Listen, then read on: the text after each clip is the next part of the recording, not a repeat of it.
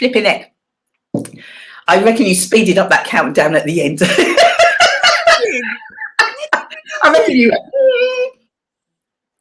Oh my gosh. Greetings, everyone. Greetings and welcome to Real Talk with Simply Deez on Tuesday. I can't even believe I'm saying it. The 1st of October already. Did it all go? Yeah, and all I know is it's galloping at an even faster rate. It just gets faster and faster. How are you, young lady? I'm good. I'm good. Still covering from an awesome weekend, but yes, I'm good. Well, an awesome Friday night. Yeah. We kind of like we're going to be having conversation throughout the show. For those of you that do not know, my name is Dee Bailey, founder of Simply Deez Events, and that young lady over there looks like she's working. She's not. Is our wonderful producer, Shelley Titmus, in the house, also director of Simply Deez Events. So, yeah, big player. Big player. So how are we doing today, Dee? Who, me? Yeah. Don't know, bouncing. Bearing in mind, the weather-wise, it has been absolutely, whatever that word is, and I was out in that all day. All day. So maybe that's why I'm just so, because I'm in the warmth. Yeah, Davina's probably thinking like, I know she said she's crazy, but I didn't realise how crazy. So once again, everybody, we are beaming out to the masses. We are beaming out live on Facebook. We are beaming out also on our YouTube page. So please, please, please share. We don't ask a lot. We really don't ask a lot. Please share. Please sign up to our YouTube page. Obviously, join us on Facebook. There is so much going on, and this is our way of finding out. So welcome to my first guest. This lady's met me a few times. She's probably not going to want to meet me after this one. But hello. Greetings, the lovely Davinia. Is it Davinia? Yeah, Davinia. Davinia. Welcome, welcome, welcome. Welcome to the show. Hello, show. Welcome. Hello, people. You're beaming to the masses. Now, I meant to tell you, no pressure, because you know this is live anyway. But the producer just told me before we came on that we were on the verge of hitting the 1 million marker in terms of viewers. Now, no pressure, love, but we are at 900. Oh, and what did you do? You to tip us to that 1 million. Okay, I'll try my best. Now, I'm straight and getting ready. Not at all, honestly, not at all. Now, I know you're going to be sharing about your forthcoming event, but what I really like to do, and I do this with everybody, is you didn't get where you are just like that.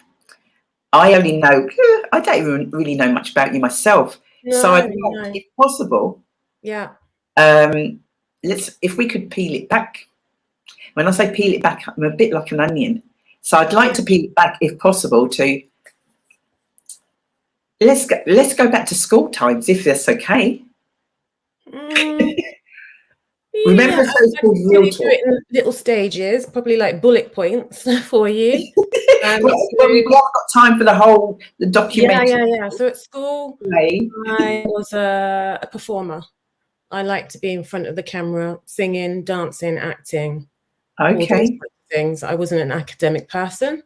I was more of a performer and an athlete. Then went on to college doing performing arts. Left college and was temping. Worked for a charity for 10 years whilst doing stuff in front of the camera. The charity made me redundant. Yeah, and then I went to work in housing. Sat down, watched a documentary on TV, and was gripped. It was about natural disasters, storms, and there was this guy standing there with a camera and a microphone reporting on the storm, but actually also on the scientific elements of it as well. And I was glued to it. And I was like, I want to do that.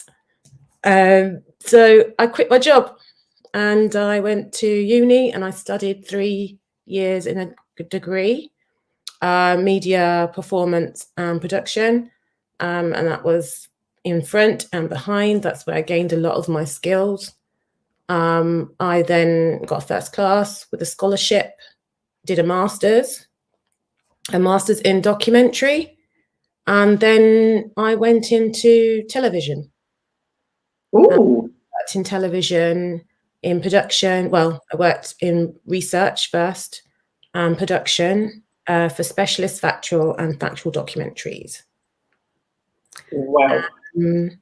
So now I work for a charity again, because obviously the television industry is not very forgiving when you have illnesses. I have an illness which kind of hit me at the beginning of my television career. I managed to get it under control for some time, and then it went to stage 4. It's called endometriosis. So a little bugger. It comes back. It doesn't go away. There's no cure for it. And if you know anything about it, it kind of binds certain organs together in your body and causes other complications. So, yeah, I was meant to go back after my 4th surgery. Then we got COVID, pandemic, and charities were struggling with their media communications, and getting messages across to people that were at home.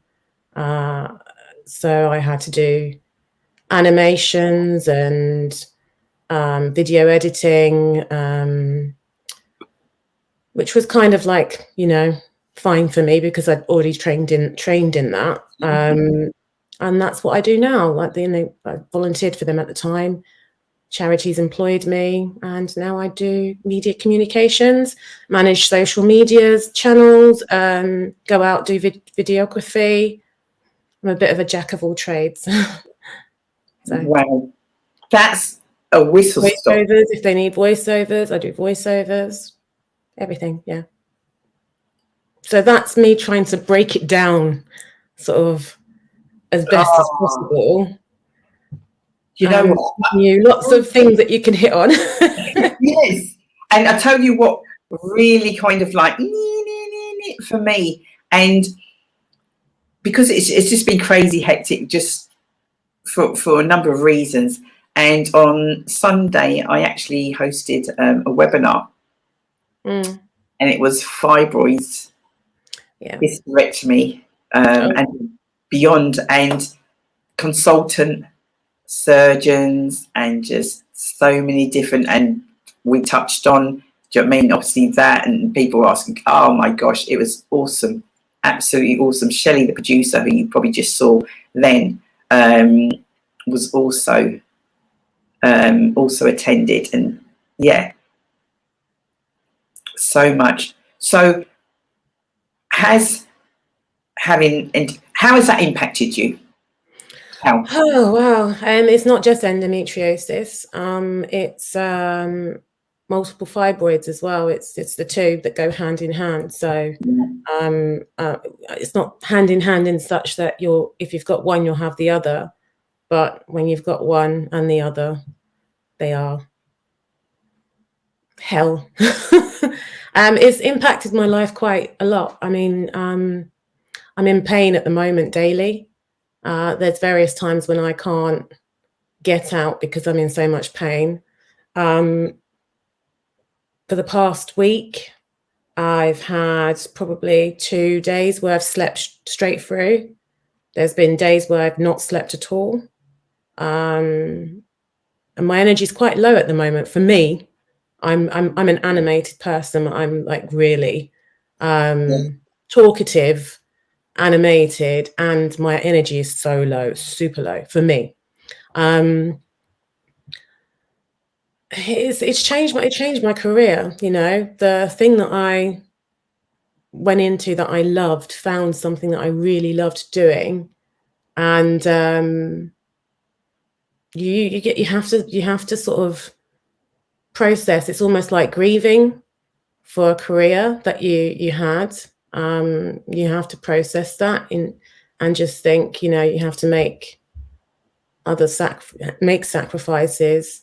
You're not always going to be 100%, so you can't do that job. Yeah, it's tough. It's tough. It's not easy. I do put on a brave face.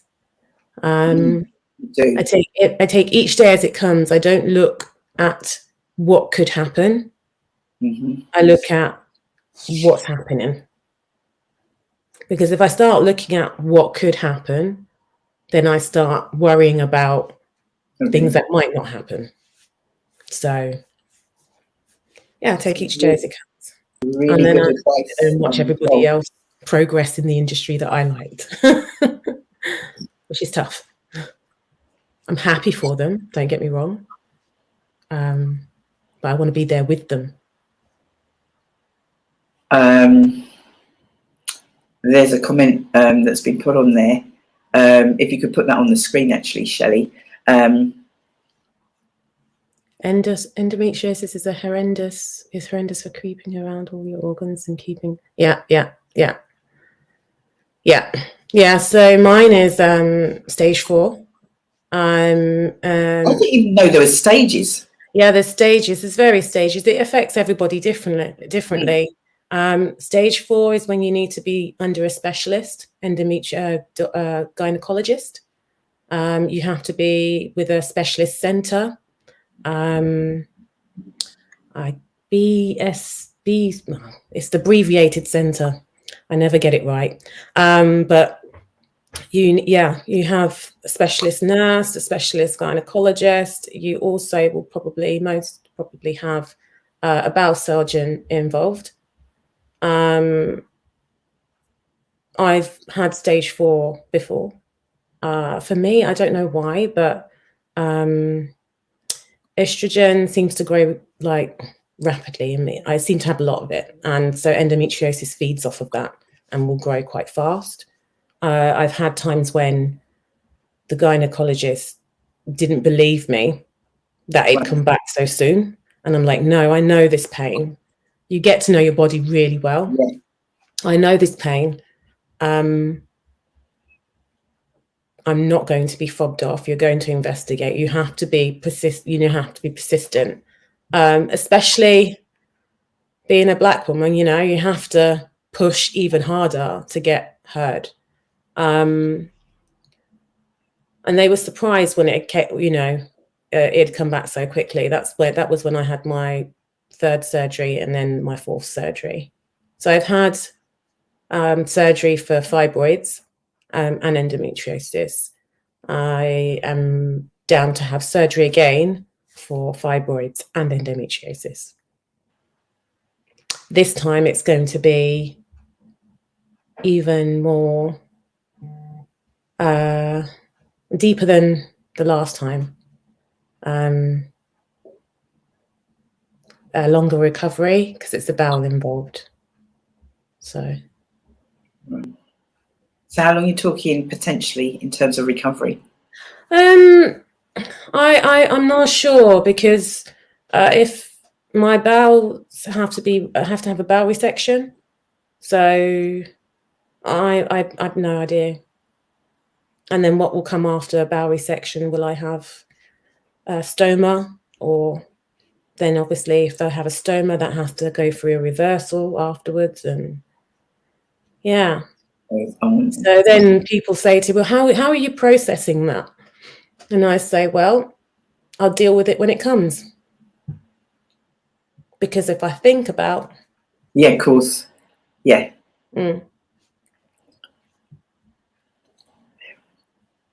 We are going to talk again. Yeah, sure. And in sort of like in depth. This is something documentary, my love. Oh, I know, of course. Don't worry. I've got... Yes. I did pitch it to BBC.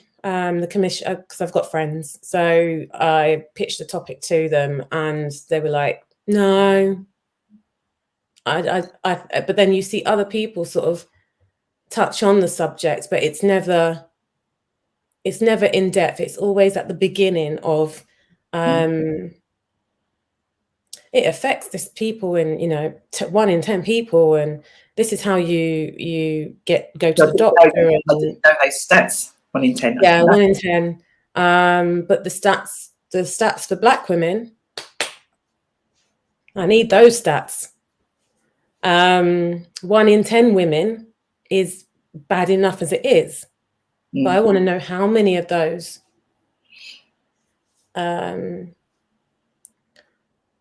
Yeah, I mean, there's always a documentary sort of popping up here and there, but it always starts at the beginning of what you should do, and how it might affect someone.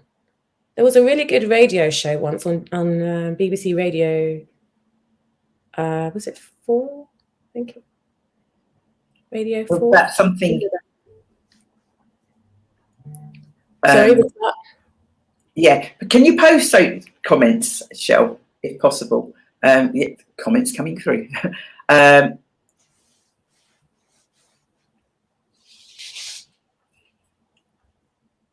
Exactly. Yeah, I think my pain threshold is super high. Just give you an example, I use a lot of heat.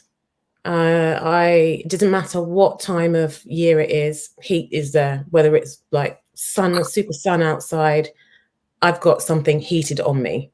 And I'm never hot. I'm usually a cold person. And I think that's down to lack of vitamin D and running low on certain things. But when I'm in a lot of pain, I use hot water bottles. And I get burns on my stomach and stuff because I can't feel a hot water bottle burning me. Oh, wow. Then the only time I will find out is like if I go into the shower, and obviously you have a shower and skin falls off. So that's just to put it, that I deal with pain, super pain.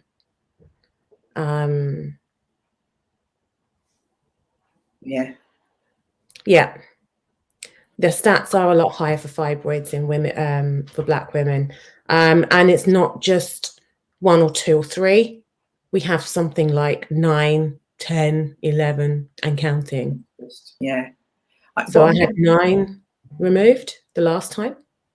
Wow. And the funny thing is they can grow back in the same position as well. Yeah. I call them gremlins. Yeah. Like gremlin in the movie when you feed it. Yeah. What's it? No, not what's it? Gizmo. Gizmo. We feed Gizmo and he multiplies. That's it.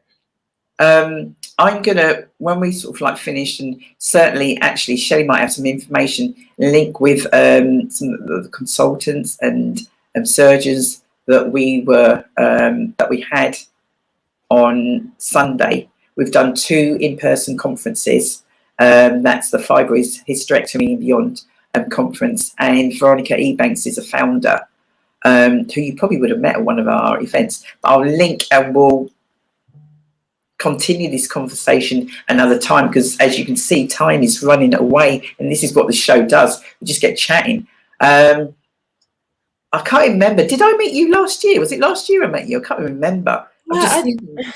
And you kind of attended a few of the Simply Deez events, which we are grateful for.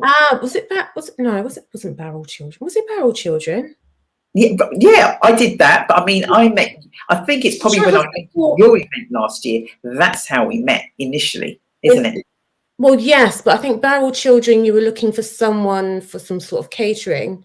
And I stopped and I said to you that, but to have a chat, it was at my event last year, yeah. That's right. So I was there and had an amazing time. So the audience out there that are listening thinking like, what event has she got coming up? I don't know. I think I've sent you, Shelley, the flyer as a producer, and if she can, she'll pull that up. But can you tell the guys what you're actually Yeah, sure. So about 5 minutes. at the end of the month, on the 26th and 27th of October, we have the Black History Month pop-up market and workshop weekend. And that is being held on the upper level of the Galleria in Hatfield. Yeah. So Saturday between 10 and 4, and 10 and 5, and then on Sunday between 11 and 4. There's workshops for kids to get involved with. We've got live entertainment, music, food, and oh gosh, how many? About 30 businesses signed up, exhibiting their crafts, their foods, their beverages, their homewares, their fashions. We want all of you to come. And I'm doing this in partnership with the charity that I work for. So I'm volunteering as Cultural Connection in Hatfield. This is purely voluntary for me, but the organisation I work for is supporting me, as well as the Galleria also is supporting. And then we've got some funders as well that are linked there on the flyer. Wow. So it'll be another second year, and we've gone bigger than last year. It's a lot of work. Oh. It is a lot of work. People they just see the end result, but don't know all the stuff that's got to go on behind. I know sort of like people that are perhaps watching now, maybe watching in a couple of days, and they sort of like see this clip and be like, "Oh, do you know what? I'm not doing anything. I might just like come along." And obviously, come down, please. Activities and that, but you might be somebody that's got products and services. Is it too late to exhibit? Have you still got spaces, or? They can contact me, which is the email address there, media@whcvs.org.uk. They can contact me and register. And then obviously if there's space, then I will, for their business, then I will get in contact with them. Either way, I will email them and speak to them, because I don't believe in leaving people hanging. And I think that's something that holds people back, if someone emails you, you email them back. That's how I live by. I live by that. If you've got a business, then obviously email me. We'll get you registered. And if there's space, which I hope there will be, then we'll have you. No offense. No, you don't. You want to be full. No, I want to be full, but this year we've got a big unit. It's huge. Wow. It's an old GAT store. So we've got workshops. We've increased the workshops. They're happening in 1, 2, 3 corners. We've got workshops going on, and some of them are working at the same time simultaneously. Some are sort of like staggered. We've got hair braiding. We've got healthy eating with children. We've got waffle designing, something that's creative with the kids. We've also got a doctor giving health checks to the public, so you can come down and get your blood pressure sorted and blood sugar looked at, which is quite good, because the other day I found out I had low blood pressure. So you can find out what's going on with yourself. Yeah, and they're also on hand to answer any other questions and give advice, because it's quite tight at the moment for GP appointments with the NHS. So. I was going to say, so because I'm going to have to sort of like round off now, Davinia, if people want to know more information about the Black History Month cultural pop-up at the Galleria, email to that address. There's also a telephone number as well. Do you want to just... Yeah. The event's also on Eventbrite, so you can have a look at that. You can look it up, it'll be there. You can also go on our website, whcvs.org.uk. It'll be on there as well. The Galleria will have a press release. Excellent. Oh my gosh, you've worked so hard. I'm going to do my utmost to try and make it on the Sunday. I know I'll be working on the Saturday. Thank you. And as you know, this event also supports Endometriosis UK because we raise money for that. So, and they'll be joining us this year. So, Shelley, producer, do you remember last year? And I came back and I'm going like, I want some rum punch. yes, This is the event. yes, Yes. won the rum punch. This is the event that I went to. I was with V actually. We just were browsing around. But I think it was going to be a bit of a browse round, and I think we're probably there about 2.5 hours. Yeah, you stayed and did a live and everything. That was pretty great. Yeah. She does. We want you to come again. It's a great opportunity to just meet some, sort of like people, and you just get chatting and all that sort of stuff. So, definitely, Davinia, we're going to be posting your information, sort of like on our social media pages. We'll continue to do that. Obviously, if anybody gets in contact with regards to exhibiting, we'll pass on that also as well. Yeah. But I mean, and if they have endometriosis and they want to have a chat, I'm also there for that too. Excellent. Oh wow. If you need any advice, anything like that, how to advocate for yourself, I'm there for that too. Wow. Powerhouse. Please, I need you to look after yourself. Oh, I will do. Got my sorrel and ginger. Whoa, check you. It's tea. There's no rum in there. It's tea. Drat. Is anybody making that? I'm coming down. Yes, we do have a few. Okay. So yeah.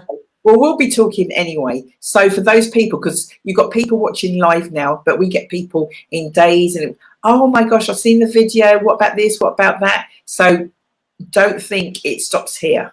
We will be sharing information, but I'll be in touch with you anyway. Okay, great. Oh, thank you so much. Obviously, not just talking about the event. I didn't know anything about the endometriosis side, any of that. And so thank you so much for sharing that private information. You can't see I look a bit like death. You don't, trust me. You don't. Okay.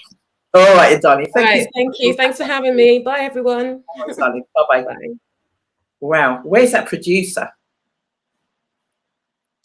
Where is that producer? Do you know what? It's already started like that, hasn't it? Yes. Yep. Nobody does. Nobody does. Wowza. And everything, I was going like, oh my gosh. The fact that what she wanted to do and having to change career and just the impact, and which is inspiring because she's still doing work. She's still doing the works, and the documentary will happen. Oh yeah. Do you know what I mean? That has to happen, doesn't it? Definitely. Do you know what I mean? Just like it happened like with V, that it's Well, exactly. And Lisa with the book. Keep thinking it, put it out there, it happens. It happens. Oh my gosh, amazing stuff. Amazing. Have we got anybody in the wings, or is it just me and you? And then no, we have got people in the wings. We've got Miss Thompson behind the scenes, and we've got is it Narul Solitaire? Sorry? Narul Solitaire. Yeah, that's the young lady that's written the book. Right, okay. Who do you want on screen? Both. Both. Yeah. Hello.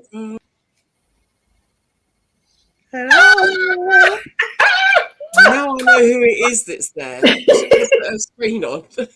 Oh. Is she crazy? It seems forever. Yeah. Hi. Who's that? She might hide away because she suffers a bit of social anxiety. So if I can get you to put your camera on for just 2 minutes so they can just say hi to you, and if you need to turn it off, then. You're only. Okay. Do you remember me? Hi. There she is. Hello, darling. I'm in my room. It's very dark. I am so proud of you. Honestly, so I could cry. Please don't. No, apparently I'm really ugly if I cry, so I'm going to have to try and hold it back. When did we meet? Do you remember? Bookcase, the book launch. Black bookcase. That's right, which was last year in June. So that's like a year and, I don't know, let's say a year and 4 months ago. So I met you then. Yeah. You were with your mum and dad, Yeah. weren't you? Do you remember? You were with your mum and dad, and it's like, and obviously Auntie Pam was there, and it's like, oh, I remember when Pam told me, I know this young lady, and she's got this idea for a book, and she's this, and she's that, and oh my gosh. And I'm like, I need to get her on the show. And then it was a case of, we need to get her at the Black Bookcase. So as you can tell, Narelle, I can talk a lot, but guess what? I need to take a break because that lady was on for so long. So long. I need to take a break and have a little drink. So do you mind if Auntie Pam, she's called Auntie Pam, Pam, will you have a little chat with Narelle and just share some stuff? And yeah, just kind of bring us from birth, and you kind of do the little bit of the chat type thing, and I'll come in at the end if that's okay. That might make her feel more comfortable. Okay. So where shall we begin? So, Narelle, explain to everybody who inspired your writing. My dad. And what did he encourage you to do? Well, it was just reading, not really writing. Writing was it was something to pass the time. So, how did Abyssal Kingdom come about? It was I think it was when I first met Sandra at the Global Thinking, and then she directed me to you, Miss P, and then afterwards you started mentoring me. And then I met George and we did the drawings, which is how the cover became this, and the back of it here. That is an absolutely incredible cover. But how did the cover come about? It was by Miss D and her publishing, Conscious Dreams Publishing. Miss D done the colouring of the blues and the blacks, but the images per se, where did they come from? How was George able to draw this cover? Where did the thought process come from? I was just describing it to everyone and stuff. I wouldn't know. I was describing it to him, and he wrote it. He drawed it down. Yeah, he brought it to life for her. So we'd sit there in sessions, because she has a thing for art. She likes manga. So she literally sat with the artist and from her head just described what she wanted it to look like. So she's describing, he's sketching, and then the front and the back cover came to life. Can I ask a question, Narelle? How old are you? 14. How old? 14. She said 14. Did you say 14? Yeah. She was referred to me when she was 12 years old. I remember. We've been working on the book for about 2.5 years, to bring it this far. When she came to me, she was on chapter 6. Yeah, she was on. Here's Mum. Mum, you stop there. You're not going nowhere, Mum. You stay there. You've been captured now, Mum. That's it. You're gonna have to stay. Mum, do you remember me? Yes, I remember. I remember we met at That's right. Yeah, I remember. Right. Oh wow. I knew this was going to happen. Yeah. I knew this was going to. You and Dad must be so proud. You know, it's like a dream come true in reality. We didn't think it was Dad gonna be always possible. said, Dad always says, Pamela, I'm never ever going to believe it until I have the book in my hands. And a couple of weeks ago, he goes, I believe it now. I have the book. We all have the book. I cannot believe, Mum, that Noel's only 14. I cannot believe that she's only 14. And obviously this process, as Pam's just said, it's like been 2.5 years. How's it been for you? How's it been for you as a family? Are you like, what is she doing? What's she doing? Did you think it was a dream? Did you think it was going to happen? What did you never thought, you know, even when she was younger, she always used to write, but we just used to think she was just writing her own stuff. We never took it seriously. That's even we kept asking Pamela, is it really she is gonna go? We never thought, but it's been, honestly, it's been quite an honor. Yeah.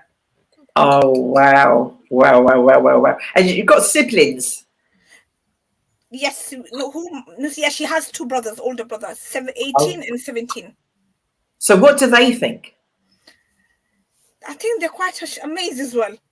You know, every week, you know, the past 1 week we were like, we couldn't believe it. Now it's settling in, I think. Yeah, because when you say authors, you always think older people, don't you? Yes. Old people are authors. You're not going to get somebody young. Yes. You know, if they say that, you're thinking like, oh, that's nice. But you don't actually believe it's going to happen. So you won't understand quite yet, Noel, how inspirational you are. How when Pam spoke to me years ago, sort of saying, there's this young lady and working and she's doing certain things. And I'm like, trust me, if Pam says, that's it. It will happen. Trust me, it will happen. I And haven't even written my own book. I know Pam's not written her own book. We know, but we know that that's going to come. But just as in, just hearing and just obviously meeting you guys last year, and then just seeing your journey, and obviously with Concert Stream with Danny, you're such an inspiration, seriously. And I'm not just talking for young people. I'm talking about myself. I'm going to talk about me. I'm talking about me personally. I know you're doing it for others, but I want to thank you, Noel. I want to thank you and your mum and dad. I want to thank you for being you. Thank you for being you, and continue to be you, Noel, because the world is out there. The world is out there, and you are just going to continue to soar and fly high. So thank you so, honestly, thank you so much. I can't wait. You do understand I need my copy that I'm going to request and purchase. I need it to be signed by your good self, Noel. Yeah. I don't want just a book. I want mine signed by you. Yeah. So when is the book launch? Is there a book launch? When is it? Yeah. The book is being published on the 26th of October. Wow. And then we're going to plan her book launch. Oh, wow. Wow. See, 26th of October, we just talked about that date for that event. But that's only a couple of weeks, Noel. Yeah. How do you feel? No, You excited? The smile says it all. The smile says it all. Can you read, if a producer can put that comment, that last comment on there? For Noel to speak up and approach the publishers at our Black Bookcase event was amazing. Yeah, she certainly did. Is it? Yes. Don't you remember when you went up to Miss D and you had your manuscript in your hands and you waited for her to finish speaking? Yeah. And then I introduced you and you said to her, I would like to give you my manuscript. And that's where Miss D first, where you met Miss D and first handed over your manuscript. Mhm. And then she had a read and contacted me and said, you know what, I'd love to publish this. So yeah, then the process began and we're now here.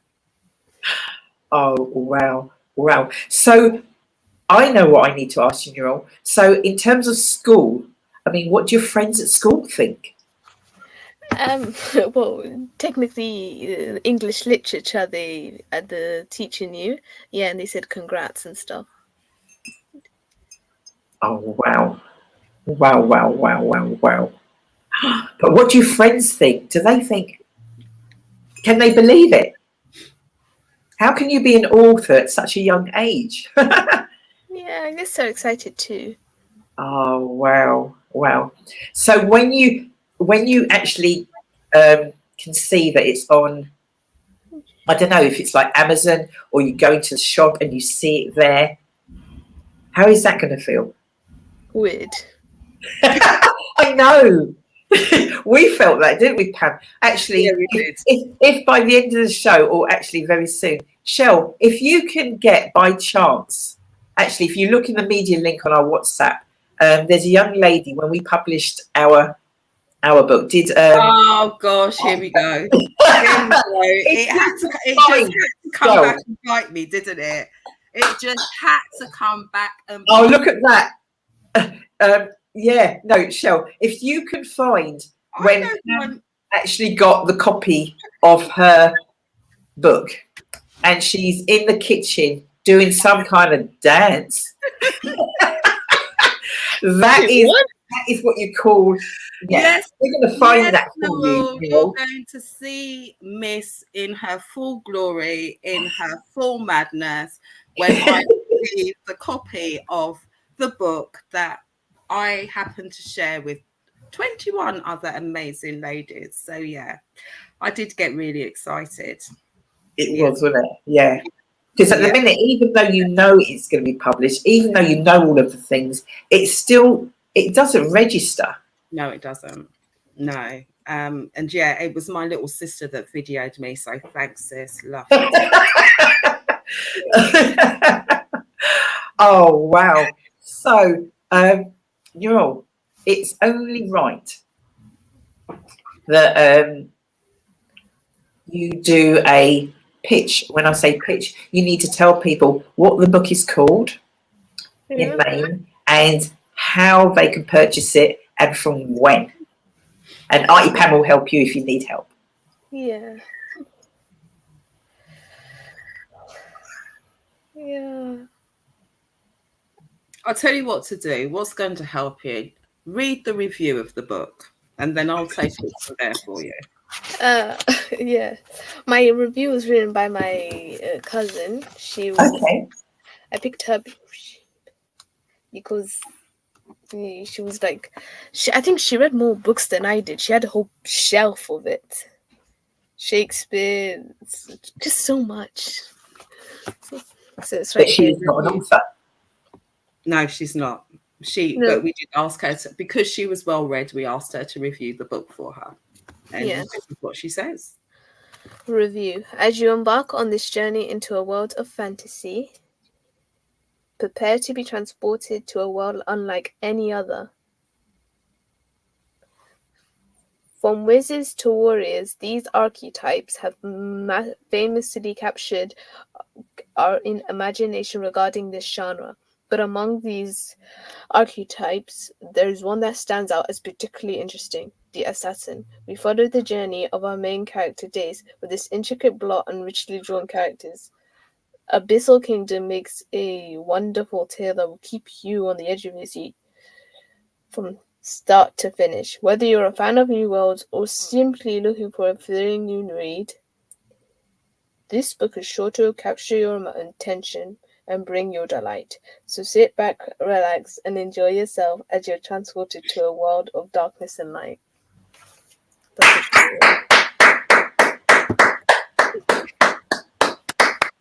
Absolutely amazing. Amazing. So you can pre-order your books now on Amazon. Oh, Out for publication on the 26th of October. And if you follow Conscious Streams Publishing, all the information Danny's posting out there for her.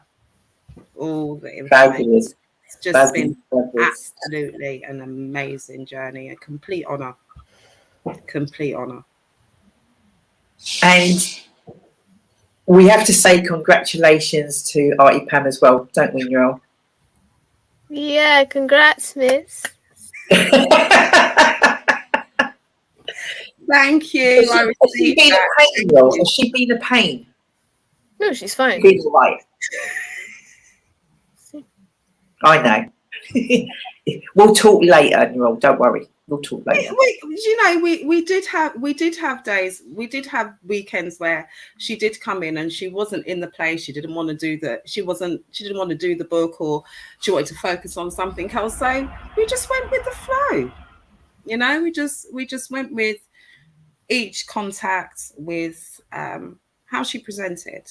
And maybe she would add bits in, maybe she would take bits out. But yeah, it was good fun. It was a journey, but you know what? It was, for me, it was helping a young girl realize their dream. I got a phone call, got a young girl that's writing a book. Can you help her? Why not? Why not? So yeah. Sorry, so having it in my hands is just, yay, we done it. And I haven't even done mine. So I have got no excuse. No excuse at all. And No, you don't. And I have to say thank you to all her funders, everybody that, you know, we put out a GoFundMe campaign and we reached our target in over a week. So, you know, I thank everybody that had the faith in her to bring this book to life, because without them, we wouldn't have been able to make her dream possible. So, yeah, thank everybody who put into this. Awesome. Absolutely awesome. We all contributed to helping a young person realize their dream. And this is how important, thanks for that, Pam, how important it is. If you can help and support, just look what's happened. And look at the inspiration. You'll find out, Neural, not necessarily now, but in time to come, you'll find out from people how you've inspired them. It may not be writing a book, it might be something totally different. But at your age, people are, we weren't thinking about writing books. We didn't even think about writing books when we were in our 50s stuff. We stumbled across that. But to achieve that at such a young age, yeah, I'm just blown away. I really am. So thank you for taking time out, because I know it's a school night and I'm sure you're normally in bed now, aren't you? No. Not technically, no. Shh. Guess Mum's watching. Oh, bless you. Thank you. And I hope after the book's published and it's been out for a little while, maybe next year, we're certainly going to be back with the Black Book Case. It'll be fabulous, absolutely fabulous to have you back down with your book. Wait, when's the Black Book Case? It's going to be next year, 2025. Are you busy all year? No, Jim. Let me get the check. Artie Pam will let you know when. What is that? Sorry? Did you say anything? The Black Book Case 2025, and the Saber's got a slot if she wants it. Yes. When? I need a day. Okay, let me get the check. Well, we'll give you a day, but you've got a long time before we actually get there. So you can tick that one off the radar for now. I'll tell you nearer the time. Yeah, that probably won't be for at least another 5-6 months. So that'll give you ample time to do.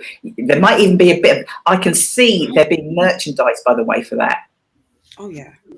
What merchandise? Oh, yeah. What merchandise? We'll talk about that. Is Mum coming to sit down? I'm coming to sit down. I'm finished. I was doing something. I finished.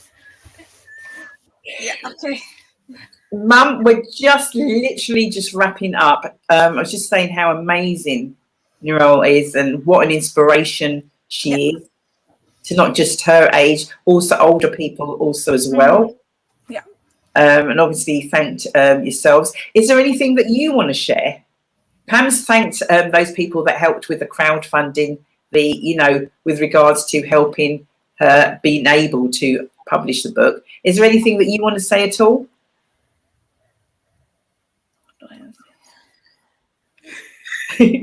Maybe not. That's okay. But we appreciate you and thank you so much for allowing Nurul to come on. And yeah, absolutely awesome. And before you go, I've got to ask, are you thinking of writing another book, Nurul? Yeah, of course. I have a whole plan. Woo! Yes. She was saying how many books? 24 books? Well, it wasn't 24, but I'll share a bit, okay? So Abyssal Kingdom is going to be a 3-part series, okay? 3-part series. Wow. It's definitely going to focus on Days and her figuring out her past, mostly that.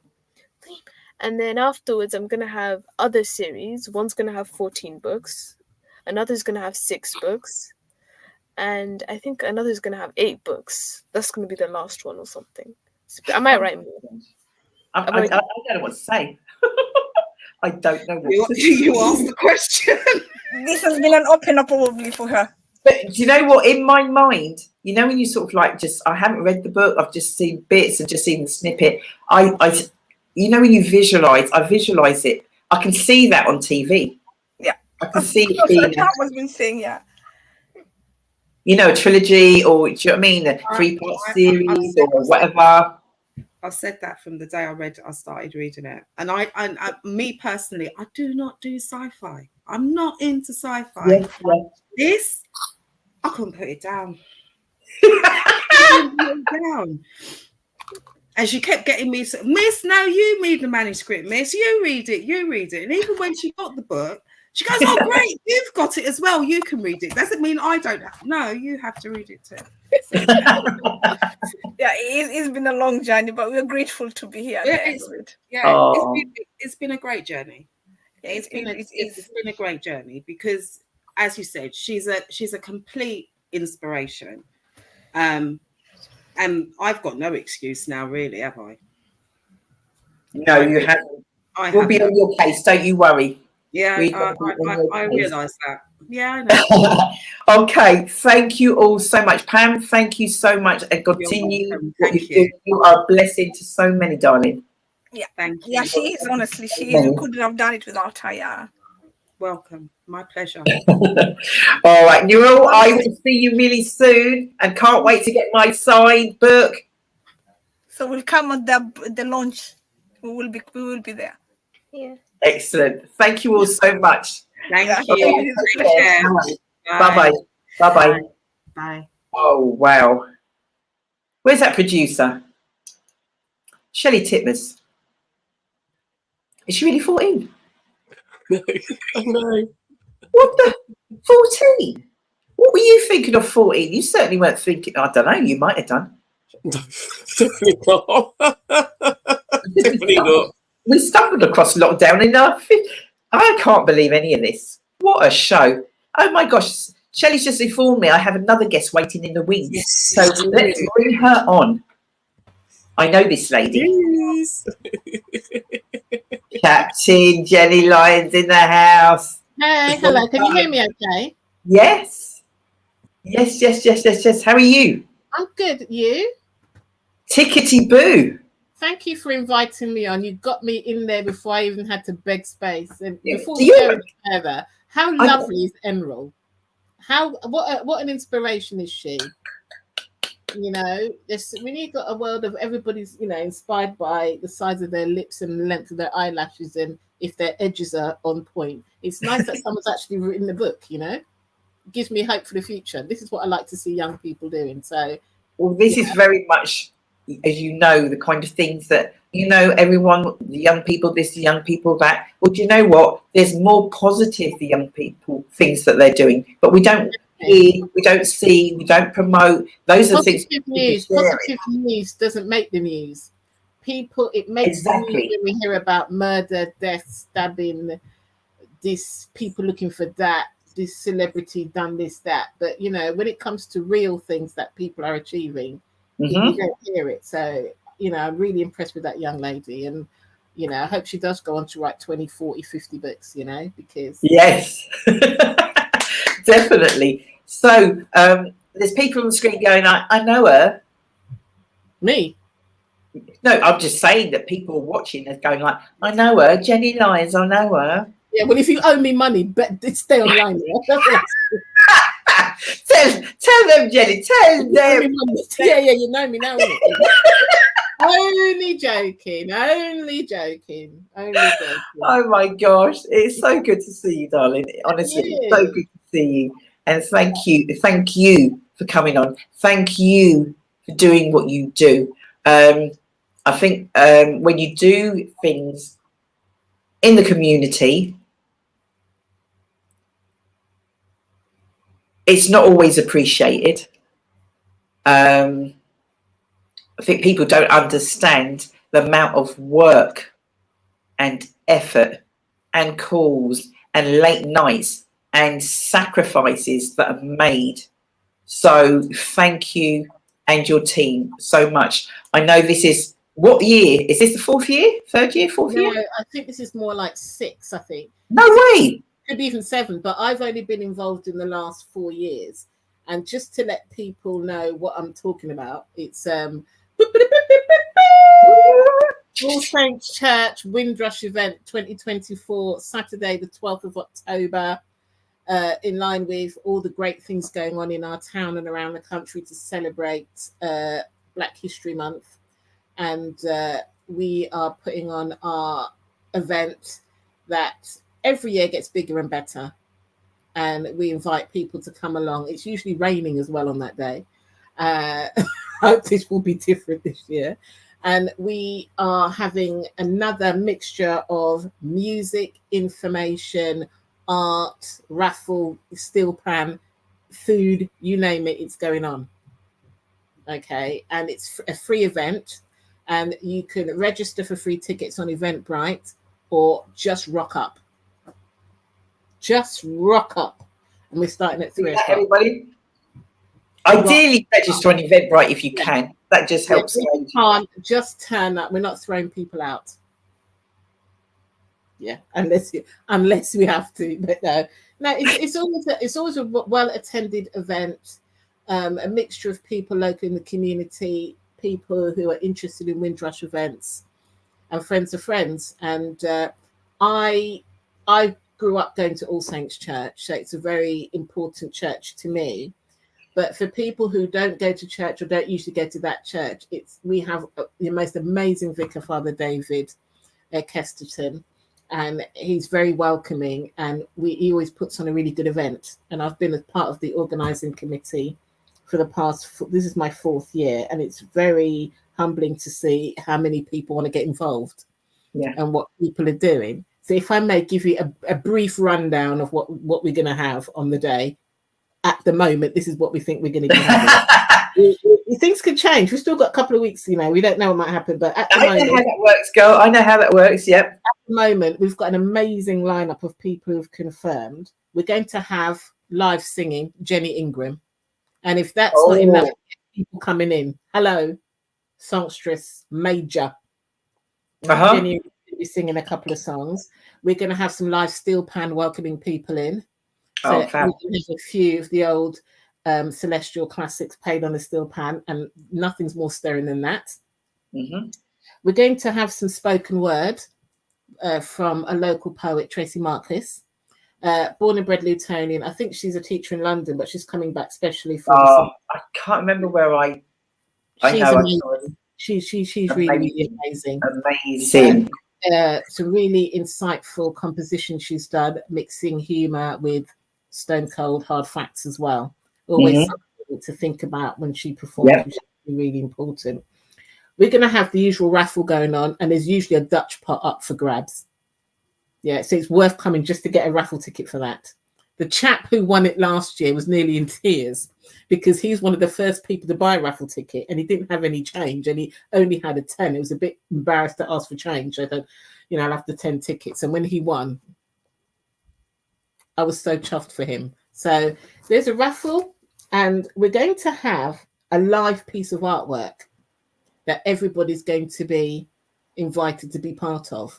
We're going to have a live art installation, which is basically called Leaves on the Tree.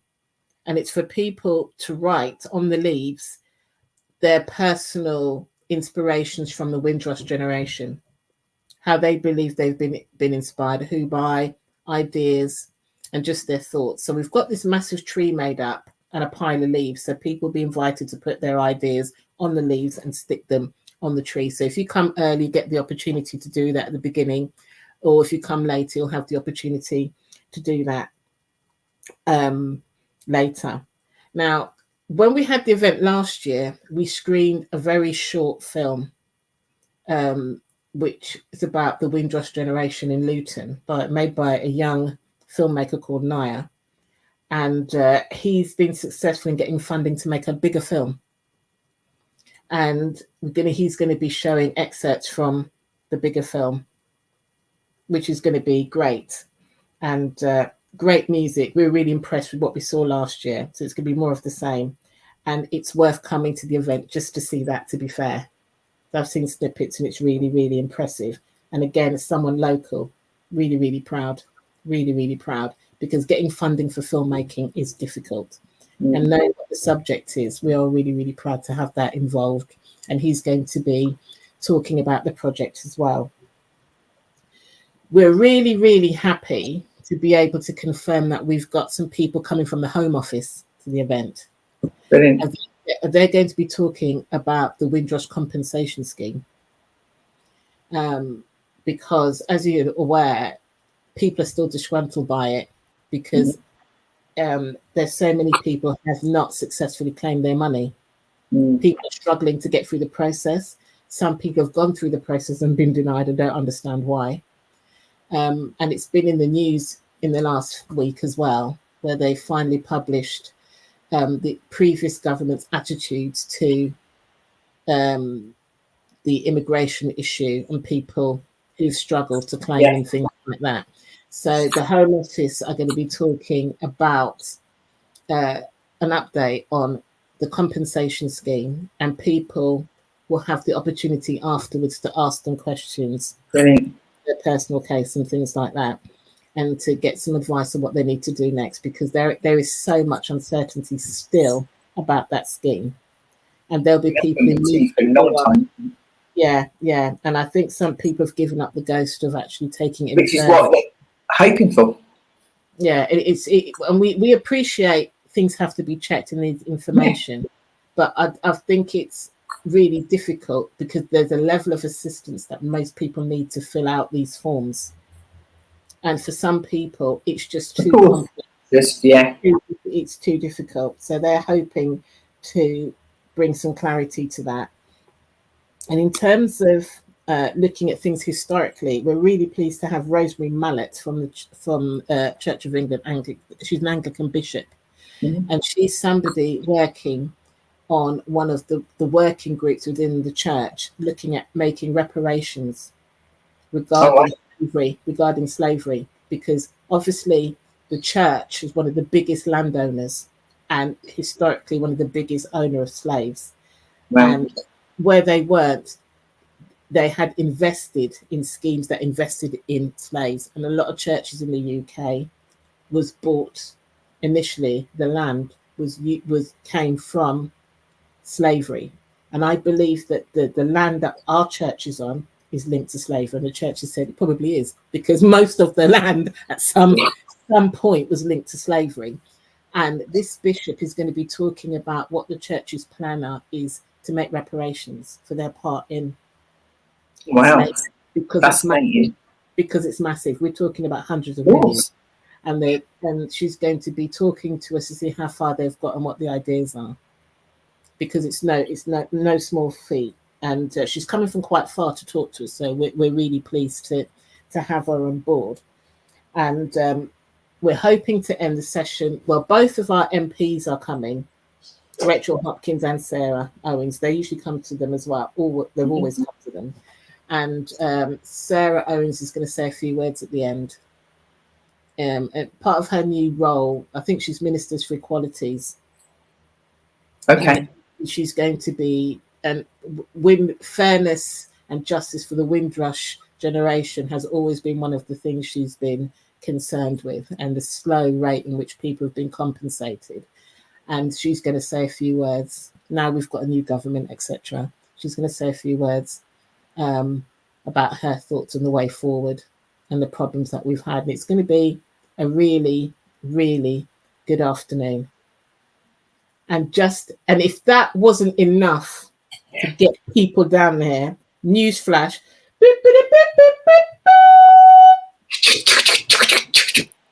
Now this is big news, yeah, big news. Can I do it again? I'm doing the dessert. Well, I hear you're dessert queen now. Me here. So as far as so yes. Wow. There will be homemade desserts by myself. There'll be my speciality brownies, Oreo ones and Rolo ones. And also for people who don't like chocolate, I'm not sure who these people are. Is that you? What's that? Don't like chocolate? No, chocolate. I don't do brownies. I don't do all that sort of stuff. The producer will be there going like, she don't eat anything. Yeah, so apple crumble is what I eat. Apple crumble. Look, I don't even know I'm associated with you, but I'll for those. Ginger wine. Yeah, again, that puts you in a group of people. I don't know where you come from. Don't like chocolate, but can drink Stone's ginger wine. Yeah. My mum warned me about people in certain categories. I think that's what she meant. But don't do cakes. I'll be doing my next speciality, which is coconut lime drizzle cake. And if you don't eat that, you're on your own. Well, remember Shelley the baker? Don't do biscuits. She don't do. If we go anywhere, I just have to make sure she's got a bag of mixed nuts. That's it. Well, that means I'm cheap. I'm easily pleased. Apple crumble. Okay, so you like apple crumble? She does. She's a big apple crumble. You're back in the squad now. You're back in the squad. I love an apple crumble. And my speciality crumble is apple, pear, and blackberry. Yeah, that is my signature crumble right there. Right there. You're back in the squad. So this event is really important, but this is, no offense everyone, this is more important. Apple crumble. Food and events go together. If you've not got decent food, the event could be the perfect event, but the food it's not big food like rice and peas, gravy, with a whole fried fish balanced across the top. It's not. So people still cooking dinner on Saturday, just saying, but there's always be somebody coming looking for boiled dumpling, because we mentioned food. It's not that kind of gig, but there will be light refreshments, chicken, fritters. That's the word that I keep using on any of our events. I always have to say light refreshments. My father is 95, bless him, and he's amazing, and one of the things, advice, when you grow up and your parents just give you advice every 5 minutes and you kind of everything. One bit of advice my dad always gave us from when I was about 5 that sticks now is one simple thing: eat before you go. Yes, you should always. Nobody go on there on an empty stomach. Always eat before you go. So if my dad was going to a wedding, my dad going out somewhere, my dad he said he wasn't leaving the house before his dinner. Yeah, my dad was the same. Eat before you go. So is that so don't look for big food, but there'll be some light refreshments. Yes, Tishy. Yes. Yeah. I'm saying getting none to eat, but the rest of us will have more. That's what I'm saying. Jenny, question. Yeah. Starts at 3:00. Yeah. So So starts at 3 o'clock. And what time does it finish? Who knows? I would say maybe 4:30, 4:45. It's only going to be about an hour and a half, hour 45, and then we'll go downstairs for food. And then people who want to talk to the people from the Home Office, they can go and speak to them at the side. But usually it's about an hour and a half, an hour and 45. It all depends what takes people's time when they're there. Because we've had people speaking about Stephen Lawrence's foundation and things like that, and have taken more time than others because people have been. Of course, because I can see. I mean, just from what you've said, because I'm working and 3, I'm thinking like I'll go and come in my work clothes. I don't care because I'm thinking like half of the time for me to, because I'm going to town way. If I go home to come back, it's going to be after 4. I think the thing for people who don't usually go to All Saints or don't know the area very well, the key thing to know is football's not on. There's no parking. Right? It's I know that. Really difficult to park around there, but there are loads of buses from the town centre that go up Dunstable Road. Or if you are driving, you get really early and find something one of the side streets. I'll find something to park. It was just a case of knowing what time it actually finished, because I don't want to get there. The latter part, I want to hear the speeches and all that sort of stuff. So, and one of the great things last year, our focus was on saying thank you. We had different people nominated who from Luton, from the Windrush generation, who had to do things that had really been inspirational, and we gave them all a gift, and we had made a bench. Windrush bench, and we have a plaque that's got everybody's name on it. Excellent. We had people who set up the carnival clubs. We had Donna Hillsden. She was celebrated for all her work that she's done to raise the profile of black hairdressing, and all that she's done for people, all the help that she's given aspiring hairdressers, and driving the industry forward locally, raising standards. So she was nominated. Michael Clark, firefighter, who's from Luton, and he's now borough commander in Fulham. Really proud of him, and he was really emotional, and he's really inspirational for the advice he gave to people starting their careers and how to move forward. And it was really. It was really lovely actually last year. And every year there's always something special, and it's not just attended by people who are linked to the Windrush legacy. It's people who go to the church and locals. And we also have one of the things I love most about my church, and it's welcome, is there are a lot of people who go to the church now who are refugees and asylum seekers and are Christian, and they come to our church.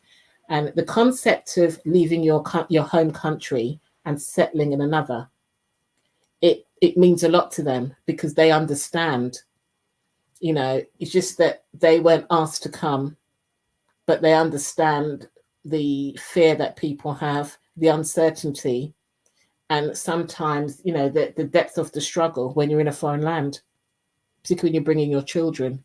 And so we have people, from Central and South America. We've got people from Afghanistan, Iran. So, and it's really, really welcoming church, and it's really interesting to have people like that involved as well, and giving their input, and then listening to more information about the Windrush generation.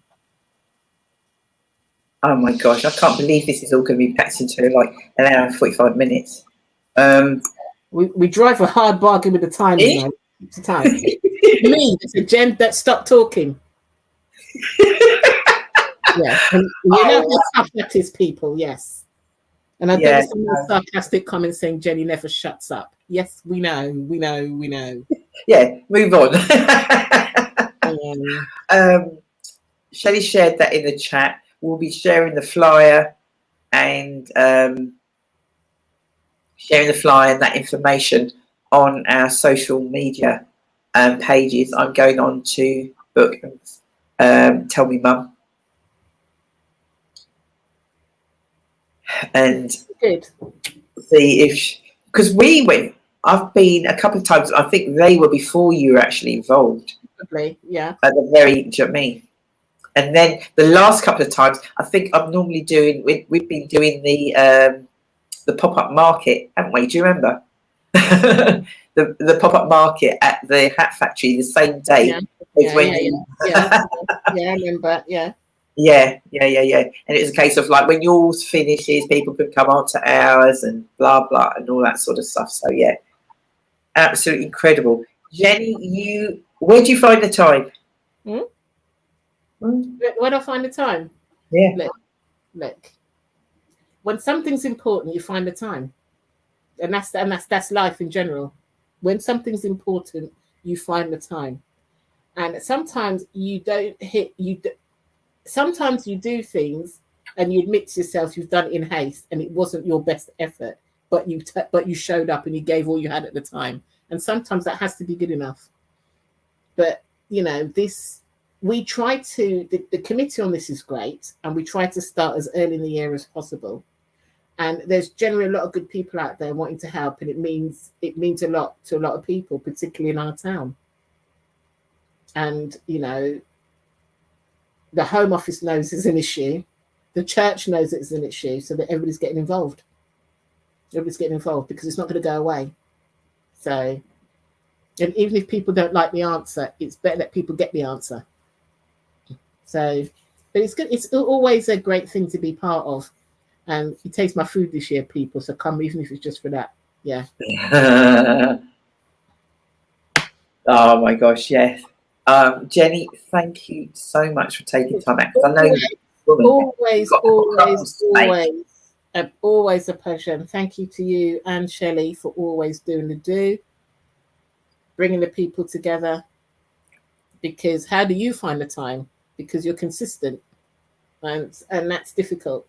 So thank you as well. Oh, bless you. Thank you so much. We will see you next week. I'm going to see you next week. I hope so. I believe it's next week. Because October's the first today. It's like, when you say next week, it's like... Really? Yes. People, it's been a blast. Thank you. See you on that date. Remember, register for free tickets on Eventbrite. If you're not an Eventbrite person and you'd like to have an air of mystery, just rock up, yeah? All be turned away. Even if you don't eat chocolate, you'll still let you eat. I'll eat her. More for the rest of us. Yeah. Oh, no worries. Thank you, Jenny. I'll be back on again soon. Yes, you will. Thank you. All right. Bye-bye. Bye. Bye-bye. Wowza. It's going to be another busy one for her. Yeah, I've been a few times and took my mum, and I think actually her church, she was part of, I don't know, they did something at Windrushy, and it's a picture of her, a young picture and a now picture, and something around and that, and it was like, that's my mum. Do you know what I mean? You're so used to sort of feeling that. It's, oh, that's my mum. famous. But yeah, amazing event. Yeah. And yeah, maybe see if we can. Actually, what day is it? It's 12th. Yeah, it's Saturday. So it's not this Saturday, it's next Saturday. Next week, yeah. Oh gosh. Did you know what? It's like October started and already you're into double figures. It's not funny. In terms of events. Shell, are you gonna sort of like cook? I think that's going to be a busy day that day, because if you see one of the other events that we've got, that's actually the same. Because I was thinking, I'm sure that's on that date. I almost shared the wrong picture. Now, guys, you're thinking like, oh, Shelley, what could that? Let me tell you something now. Don't be fooled. Thinking, oh, Shell, I'm the innocent one. That's the one that's all up to all sorts. So honestly, guys, don't be fooled. Don't let her wheel you in. What Shell's going to do now? She's going to read a couple of updates from Tishi, and then depending on, because we do have some more guests, guys, you're thinking, no way. Yes way, they'll all turn up just like a bus, nothing, then everything at the same time. So over to you, Shel. Yeah, so Tishi has sent me 2 poems. Not an update this time, but 2 poems. She's been quite quiet on the poems. But I think she's actually gone back into the swing of things. I'm hoping I'm going to do this the right way around. There's one called Writing. Writing is a let out for me, and I let my emotions and feelings out when I'm writing. When I write, it's like therapy. Writing poetry is my therapy, and I love how I feel when I can express myself when I'm writing. When I'm writing, my mind is always wandering and coming up with new ideas, and I love how listening to music gives me inspiration to start writing. Writing isn't just writing for me, it's my passion.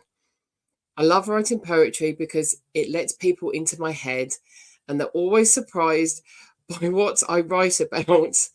I love writing because I am real and honest. Sometimes writing is hard because I get writer's block and I don't write for months. My writing is joyful and fun, and my writing is real and honest, and my writing is raw and raushy. My writing is emotional and meaningful. My writing is my heart and soul. Oh, wow.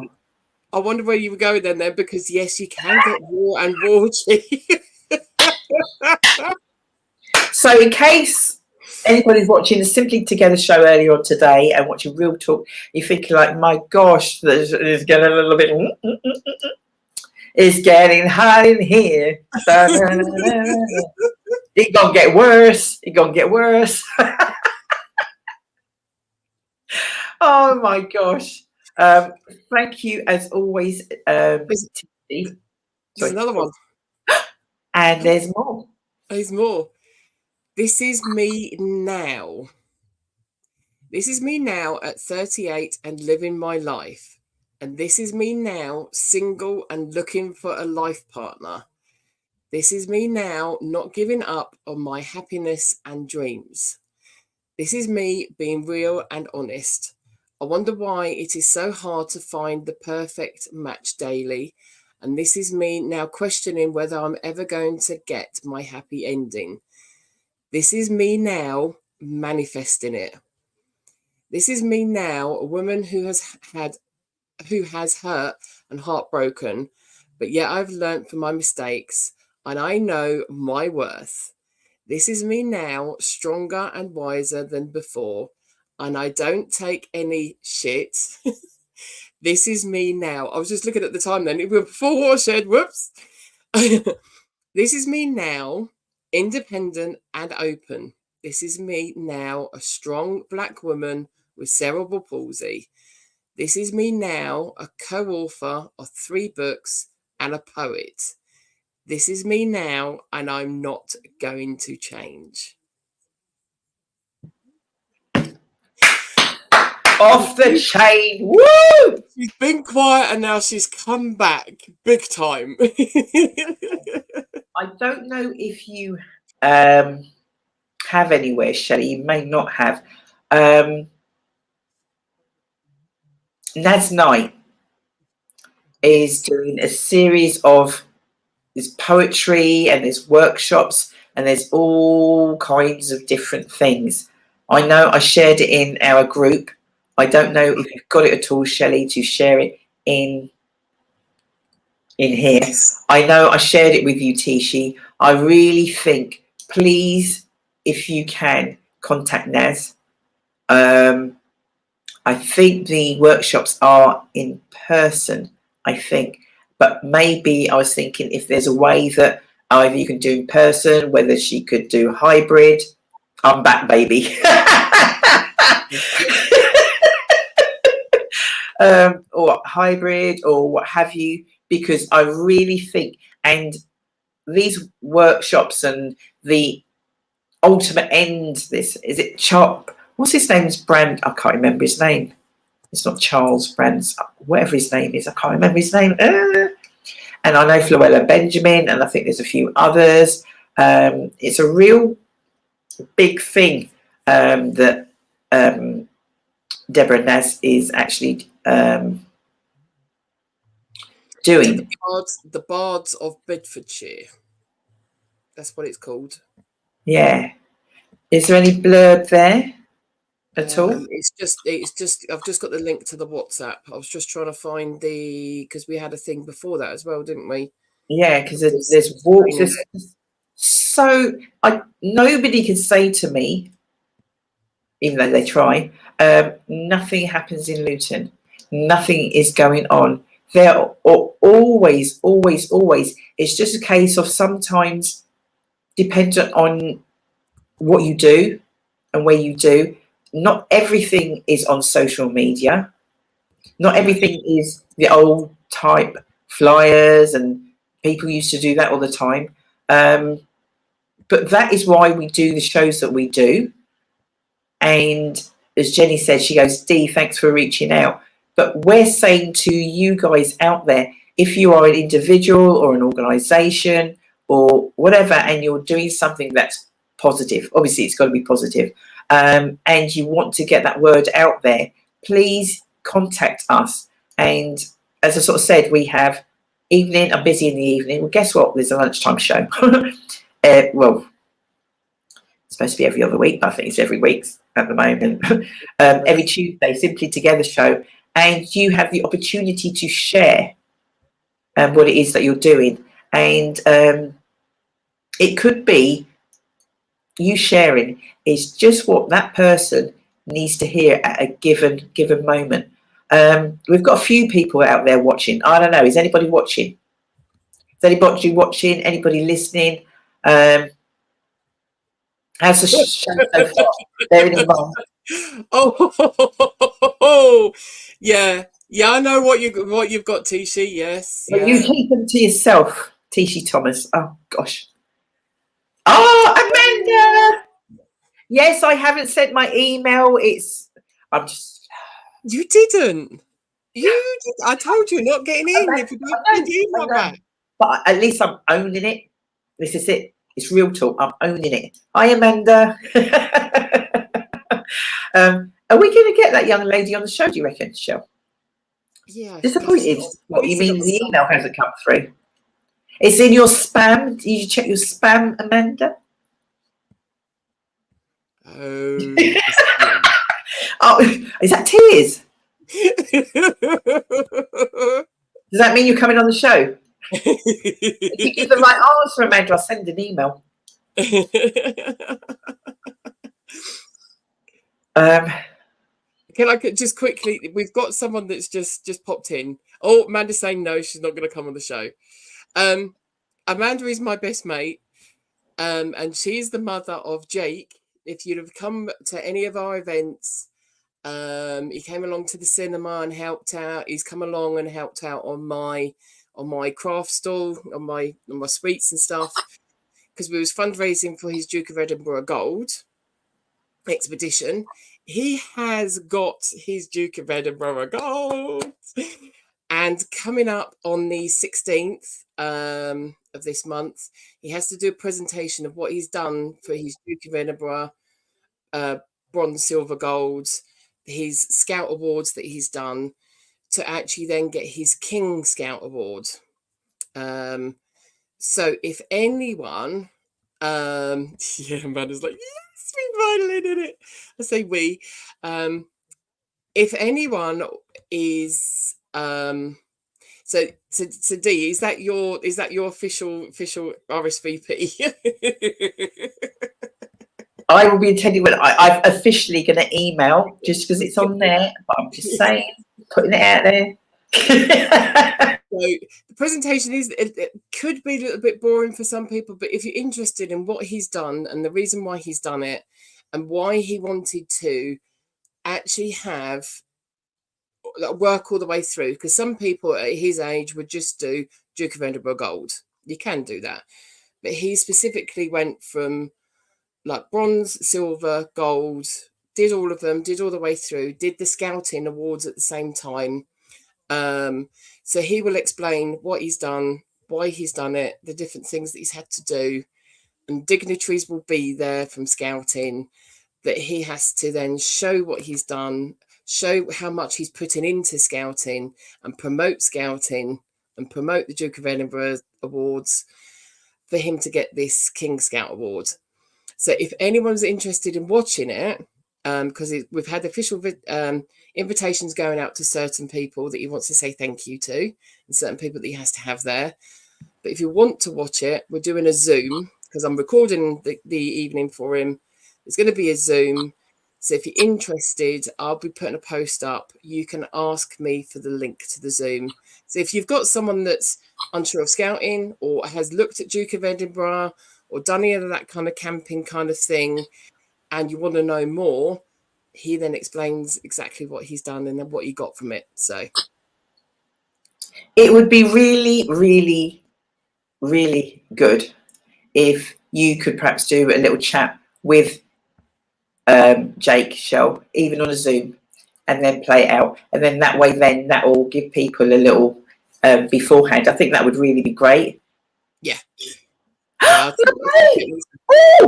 you go to Buckingham Palace for the Duke of Edinburgh, and I believe it's Windsor Castle to pick up your King Scout Award. And I was like, can Auntie Shelley come too? That is amazing. Absolutely amazing. I think that would be really good if you could do a, just a chat on Zoom. So that way then he's not, in this kind of environment. And that way then we can play that out before the 16th. That way then it could potentially get some more people in that will want to watch it. Yes. Yeah. So it is Windsor for King Scout Award. Oh, excellent. Proud mum, another proud mum. A big thing for a 17-year-old. And he's wanting to do that ever since he first started. So yes, we are super, super proud of him. Wowza. Who have I got in the? Have I got more than one person? Yes, you got Travis here. What do you mean? Oh, excellent. Oh my goodness me. I think I'm going to start crying. You know you're on mute, so don't even try it. Don't start. Oh my gosh. Greetings, young man. Greetings. How are you doing? All the better for seeing you. It's good to be seen. It's good to be All seen. the better for seeing you. So some people are kind of going, it kind of looks familiar. And that's because only money. I remember how many years ago, I was going to say I stumbled, but I can't even remember how we met. I can't, you went to an event and I've invited you then to my event, or I can't even remember. It was lockdown times, I think it was, when you were doing your book. What, the Black Book case? But how did you find out about that? I don't know. No, we did that in 2019, just before lockdown, the Black Book case. Yeah. So don't you go anywhere. You stay right there, because you've only just got on. Where is it? Don't worry, I'm not going anywhere. No, you better not be going anywhere. I don't even know what phone is that. The one time I've been sitting down today, so Because I'm going reason being, I just want to show people, because everybody's always asking me, so I'm just showing them. Guys, when you see me and you're wondering, like, check her out. Who she thinks she is? Yeah, this is my statement bag, my statement backpack. Woo, woo, that I am so proud of. It's one of one. Oh my gosh, one of one. So before I keep jabbing, because I'm just so excited to have you on, we have in our presence, everybody, Travers All, is that right? Yep, Travers. I can never even call you Travers, never. It's either Murray the Milkman or something else. Yeah, don't worry. Everyone always reminds me of Murray the Milkman. Calls me. Oh my gosh, Milkman, Murray the Milkman, and all of that jazz. So I don't even know where to start, because what I tried to do with people that I have on. They may be doing an event, or they may have a book they want to promote, or something or other like that. But for me, it's really important that those people that are watching, listening, just got a little idea of who it is that's actually sharing, who it is that they're talking. Do you know what I mean? That we're kind of talking to, because this is interactive. So if you're out there and you've got questions for Murray the Milkman, Travers, my bag's one of one, remember, so nobody ask for another bag because you ain't getting one. I've already asked. I've already asked. Tell us a little bit about yourself, my dear. Okay, so my name's James Travers, and I'm the author of the children's book series Murray the Milkman and Co series. And I'm also a clothes designer, fashion designer, as well, promoting Exodus Africa under the brand Exodus Africa. And so predominantly I would say I'm more on the children's book side. So I've been doing children's books since 2008, as far back. Really? And yeah, it's just been a little lifelong commitment in sharing my journey, sharing like the positive sides that the young children, young people can use for themselves, feel inspired themselves, or if it's education, or if it's health, well-being, sports. And I try and put that reflection in the book series as well. So Murray the Milkman's a character that's teaching his niece and nephew in the book life skills that they can develop, use when growing up, and that we can use today. All right. So I've published 10 books now. Wow. Congratulations. Congratulations. Yeah, it has been a journey. It's been a bit of a beautiful struggle, I saw at times, but it's been done. It's been done. And I'm also father of a little one. Is that the little young man? Yeah, he's just come to put back one of the Murray books. Oh, is it? Yeah. Oh, look. Yeah, he's just come to grab a book and then go off and read. You can say hi. Hi. There you go. Hi. So yeah, so he's my purpose. He's my why. To have characters that look like him in the book as well, so he can see himself reflected in a positive way. One of the factors of doing the book was a friend of mine. His daughter used to color herself in books. Right, so that was like, oh wait, that was how I got that idea. So it was just like, okay, there's obviously a gap. You know, I can remember 2008. So I don't remember seeing too many British black books out there for you to just be able to search and go to, and that was how Murray the Milkman was born. Wow. Yeah, it's competitors to like characters like Bob the Builder, Dora the Explorer, Postman Pat, Rasta Mouse, but we want to have people that look like us to be reflected in the book, so parents, children can see themselves and say, oh, doesn't that look like you? Who does that look like? So the book's a multicultural character, and I've been writing on top of working and other things as well. So that's a little bit about me. I was just going to ask, sort of like, how did you get into sort of like actually start? But obviously you've just shared that. Do you know what did you say that cut me? That you just said it cut me. Say that again, sorry. What you just shared about your friend and his daughter, I just felt like a cut. I think it's a lot.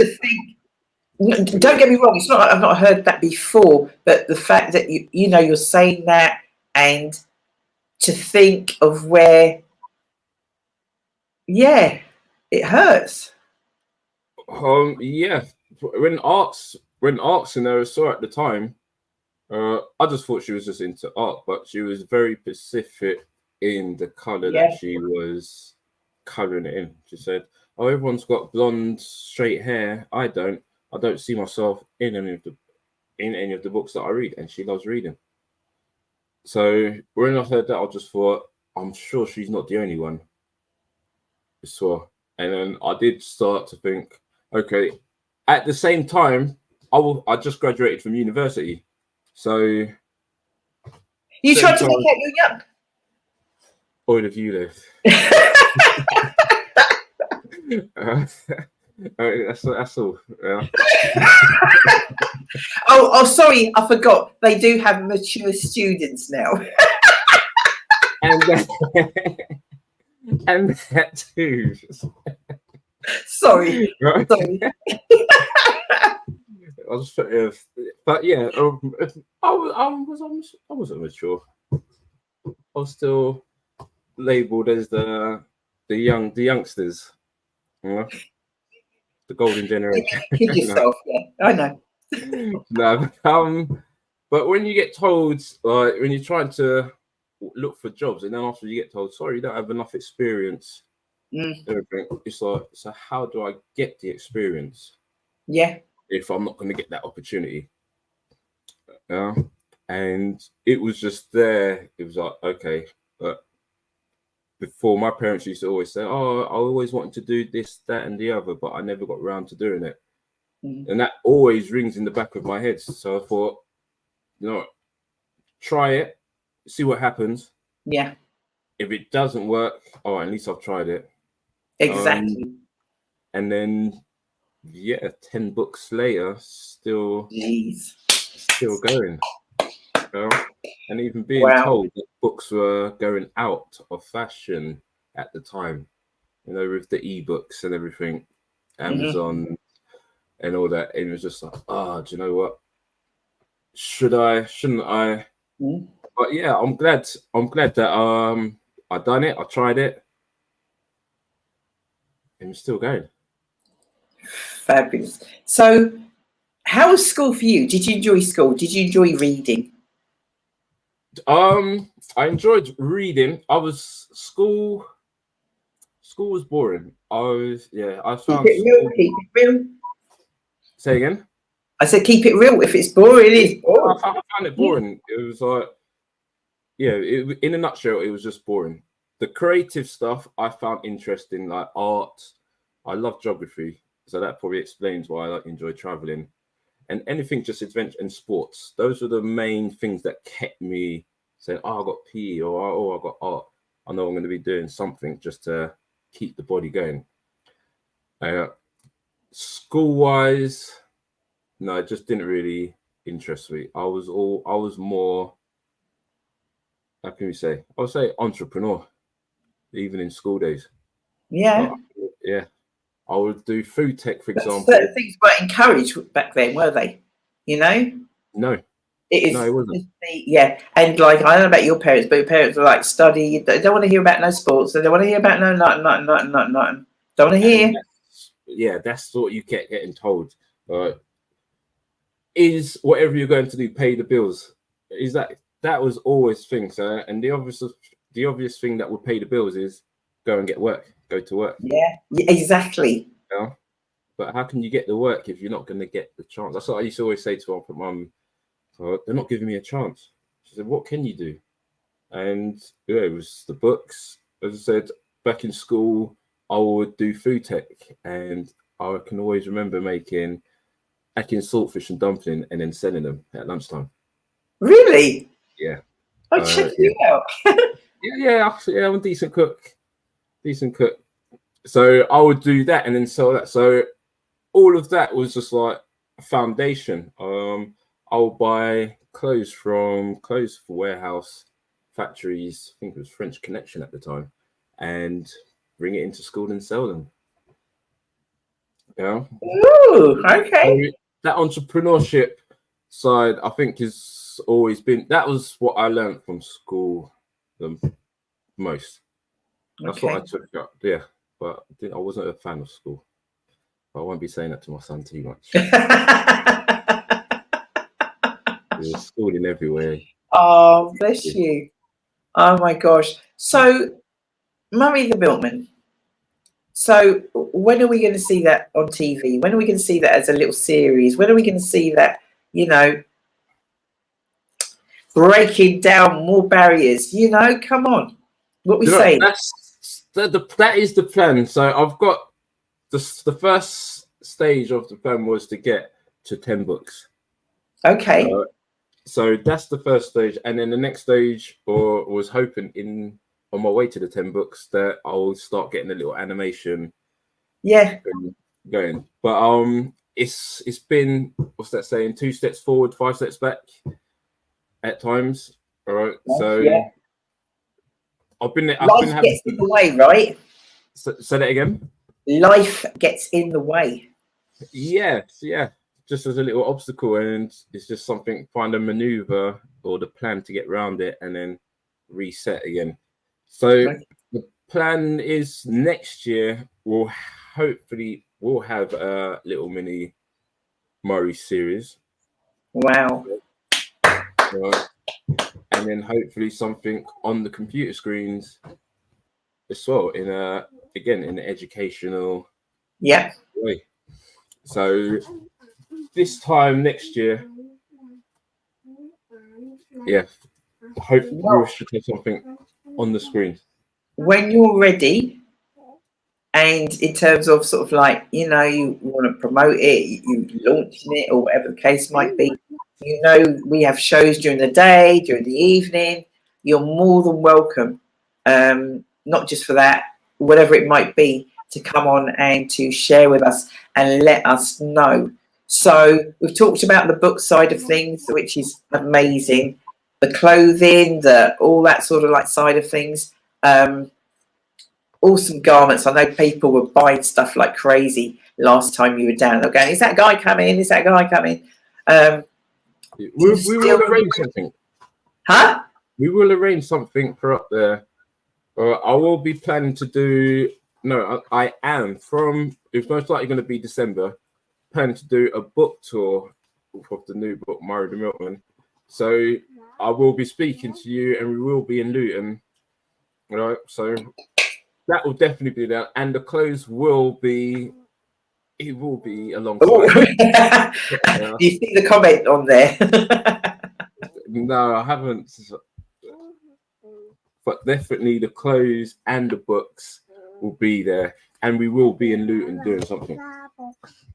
Well, do you mean you can put Luton as your home? We got you. Yes. Simply Deez, you know, yes. No, Luton. I do have a little soft spot because that was a little weekenders way back in the days. So Luton's always there. It's a little space spot in the heart. And now you're there as well. Come on. Yay! I've been to many of your events, and they're very good. They're more than good. Are you listening, Shell? Definitely.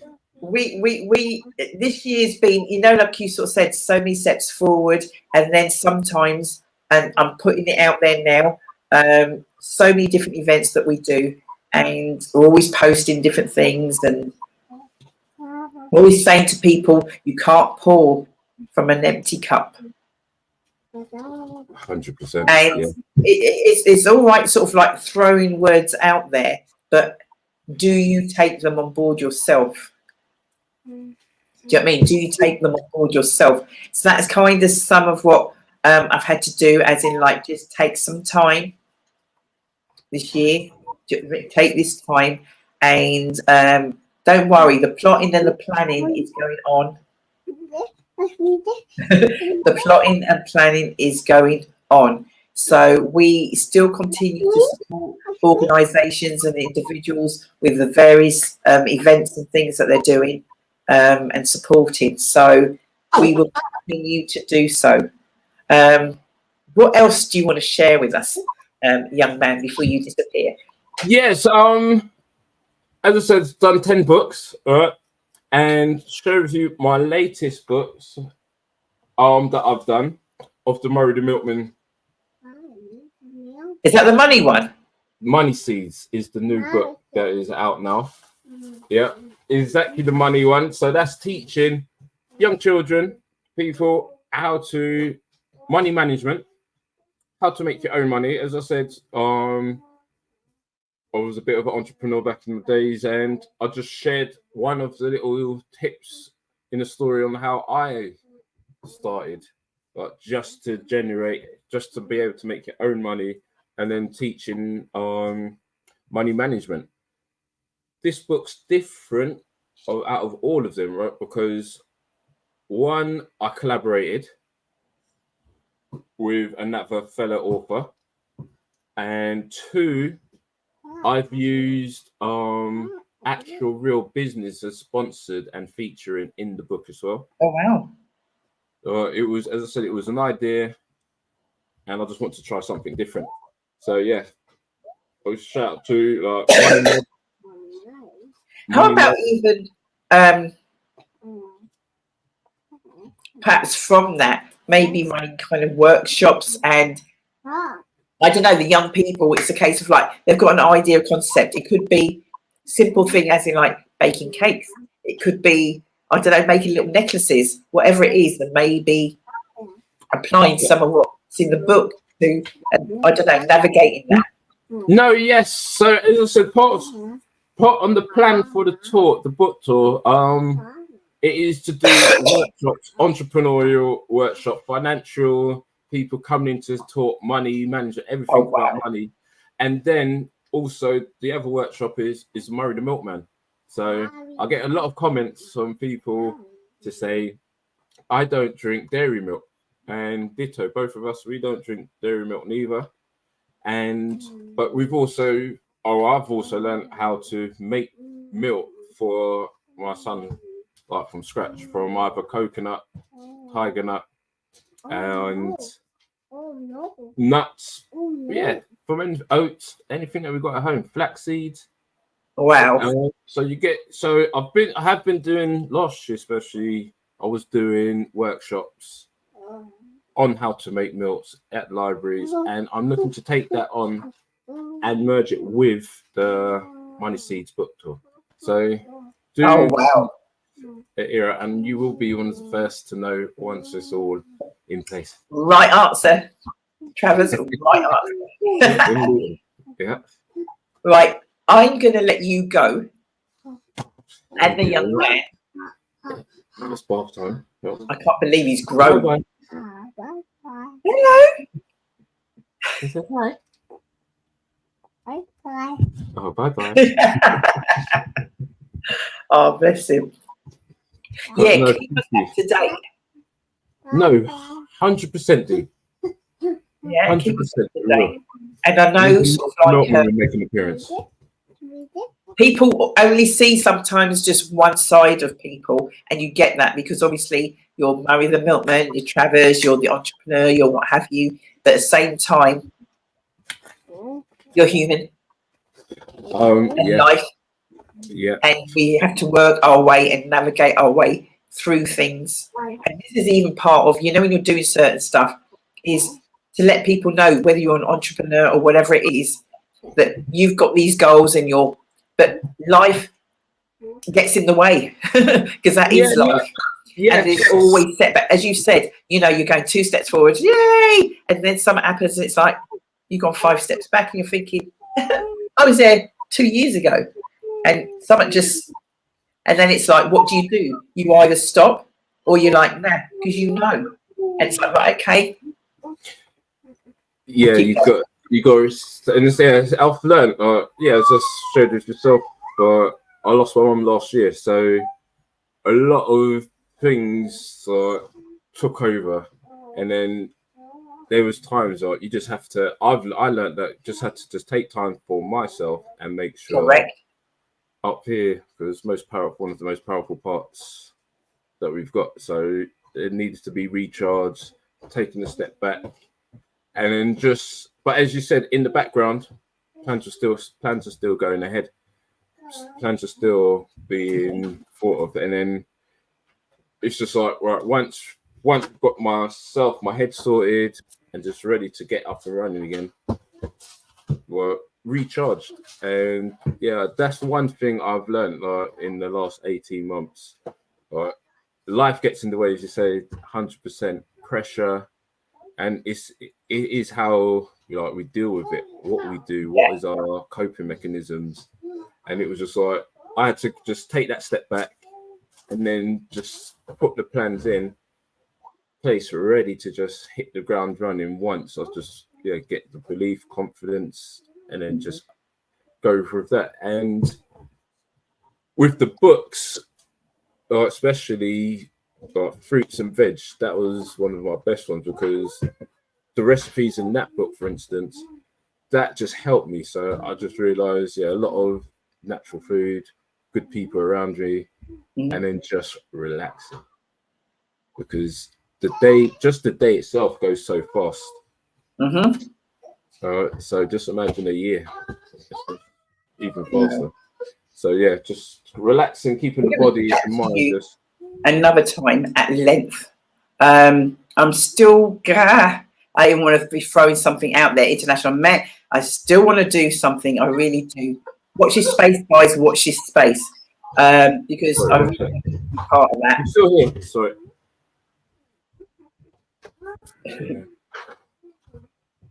We want to escape. So don't worry. Don't worry. They're talking about your son. Yeah. You know that. You knew what you want for dinner today, so. Excellent. Okay, I've still got. I know it's hard to believe, but I've still got. I think probably about 3. She doesn't know it yet. The producer. I think I might have about 3 guests still to come. So we will catch up again. Remember, you've got my details. You've got my number. As I said, we're sharing all your details out there. So if you didn't catch anything, please contact us, Simply Deez Events, and we'll certainly give you Trevor's Murray the Milkman details. And please name, is it your website, ReadAware? Is that your website? Yeah. I've got some technical problems on it. I've just seen it's readaware.co.uk. Okay. It's not up, but it will be up by tonight, tomorrow. And the clothing's exodusafrica.co.uk. And all the clothings and bags are one-offs.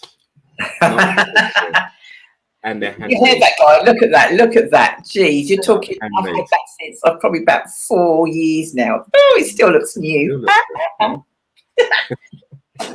right, Travis. Thanks very much. Thank you very much, Deanna.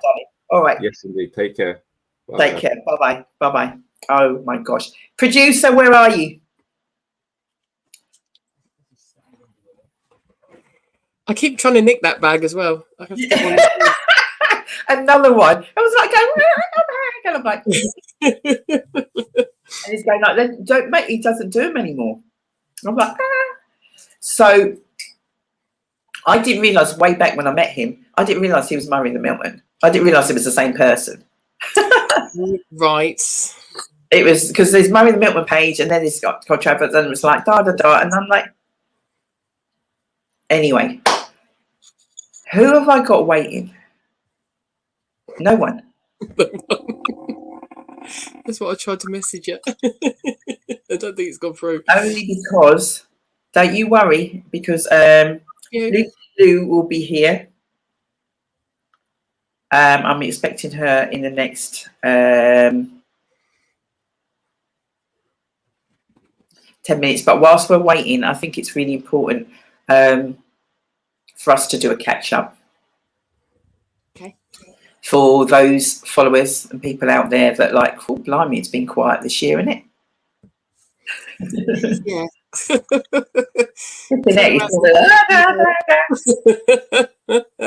Don't know what we're doing. We don't know what we're doing. And it's just crazy, mental, and all of that. Razzmatazz. And as I just said with Travis just then, there's so many things that we do, and it's like, and we say, I don't want it to be throwaway words. I'd say to you, I'd say to, or say to someone, you can't pour from an empty cup. You need to make sure, look after yourself, self-care, all of that jazz. And then when it comes to yourself, it's like, well, it doesn't apply to me. It applies to you, but it doesn't apply to me. Mm-hmm. And just knowing when you need to, like a roundabout, say, for instance, and sort of like somebody's there and they're turning it, and you're there, and it's like, I want to get off, and they're still turning it, and if you don't get off, there's going to be trouble. Yes. There's going to be trouble. So that's kind of what's happened this year.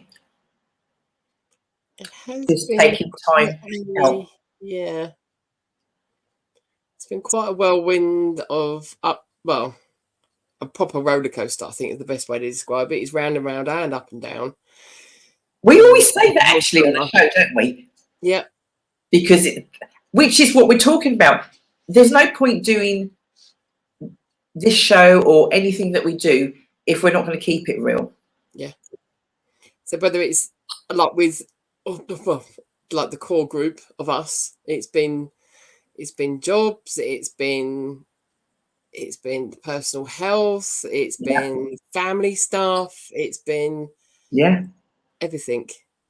Everything's all been thrown into it all, and it has been like, hold on, don't know what's going to happen next. Just keep going, just keep swimming. And when you need to, it's all right to step out of the water and just sit on the side and just stop, because you can make it stop. It always feels like you can't. Yes. It always feels like that. And you always feel, no matter what's kind of going on, to step back from something, you always feel guilty because you're stepping back. But if you don't step back and you carry on trying, you're not giving it your full attention. You're not giving it the 100%. And you won't feel right afterwards. So not only would you feel like stressed, everything else, because you pushed yourself to do something, you're not then picking up on what you've done and feel like you've done a good job. So you might as well have done what we did when it came to International Women's Day in particular. That was, we do not feel right in providing a decent event like we normally do, so we step back from it.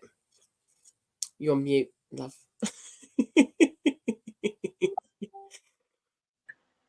I wasn't actually talking to you. Oh, right, okay. I was trying to be discreet, people. Not that I was trying to be discreet, but that's our show for you. I was like, just leaving a message for somebody just to say, like, you coming on? You coming on? We're waiting. So but it just shows you what we're like. We're being real, honest. It is, and there's been a few times where personally myself and especially even just recently, where even though I have kind of changed around doing different bits and pieces, that something didn't feel right, and I made a snap decision, but I still went ahead and backed away from something because I didn't feel right in it. And that then gave me an opportunity, and I grabbed it for going somewhere different. Something else that I could have gone to, but I didn't because there was another event kind of going on, and I went with it. So you never know what's going to happen. Even if you do then think, oh, feel really guilty, shouldn't back off from something, I'm going to leave them in the stick, or anything else. If it doesn't feel right, it doesn't feel right for a reason. And just go with your gut, because most of the time that's the only thing that you've got, and that's the thing that you personally have got to deal with after the event's over, after the thing has happened. You can't go by like what others are doing or have done around you, or putting stuff on you quite often. Sometimes I'm just going with what you are. And I think that kind of thing that actually then like comes with age. I think we've all now got to that kind of evolvement. Oh, yes. That evolvement where it's like, nah, not taking it. Nah, had enough. Sort yourself out. Yeah, definitely this year has been one of those kind of things where it has. I mean, it hasn't affected us. We've all just, we know what we need to do. We know what we want to do, and just take that bit by bit. Rather than push it and not, feeling it. So for those that are out there thinking that it's over and where, look at her face. I know Dee's had lots and lots of thoughts about stuff, and I am just now waiting for this evening of, do you fancy popping round? Yeah, it's going to be some of that. Yeah, do you fancy popping round? We'll just have nibbles and stuff. It'd be fine. And then I'll come out 6 hours later with my head exploding. Do you think we're talking to ourselves? No. I think Amanda's still watching. She was. That's why she hadn't piped up.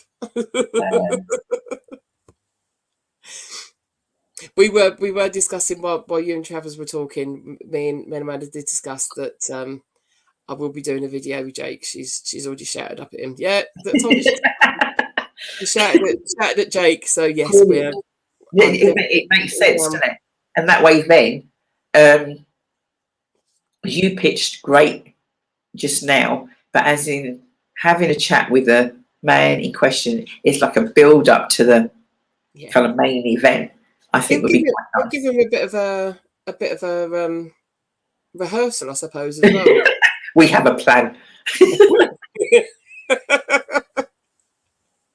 Yeah, I'm glad about it, because also as well, that can surely be part of his portfolio or whatever.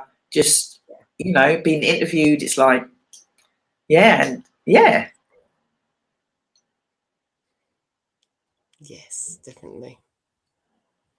It was weird because I did look at my Facebook message on the day that he got his email. They were actually round here, and I was supposed to see them all together the day before, but I wasn't feeling great. So Amanda came round here with the boys, and we got the email while they were here, which was really good. Made me feel a lot better as well.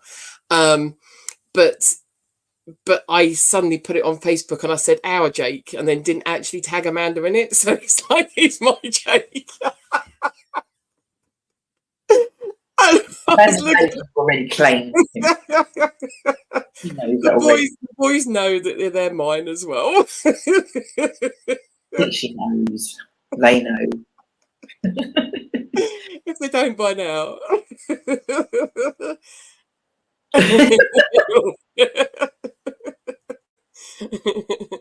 Yeah, when we have to do those uni visits, and it's kind of like, yeah, okay, you go pick him up. Oh. Do you know what, guys? We hopefully will still got a couple of guests. I know Lucia is going to be talking about an event she's got coming up. That's also on the 12th of October. I think I'm going from there to there. There's not much break in between, but it's all doable. It's all doable. Did we not just say that we were taking it easy, not trying to be everywhere? that is taking it easy. I haven't done anything. When I said that, as in like a major, do you know what I mean? A major event or anything. What I was going to say to you, do you want to, whilst, because I'm not sure who, where, anyone? Yeah, well, Lucia's she's in a choir. Yes. She's in a choir. So she said sort of like 9:15 onwards, she should be, do you know what I mean? She should be back. I've not heard anything to say different.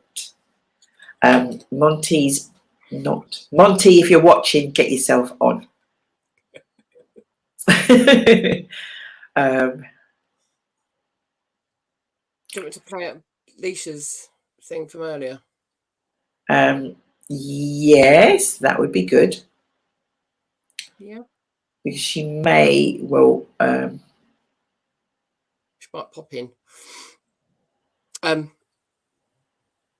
If I kind of introduce it a bit, Leisha that might pop in a bit, but we had it on the lunchtime show. Leash, that's part of the Life of the Lockdown crew, has published a book. So we talked to her earlier.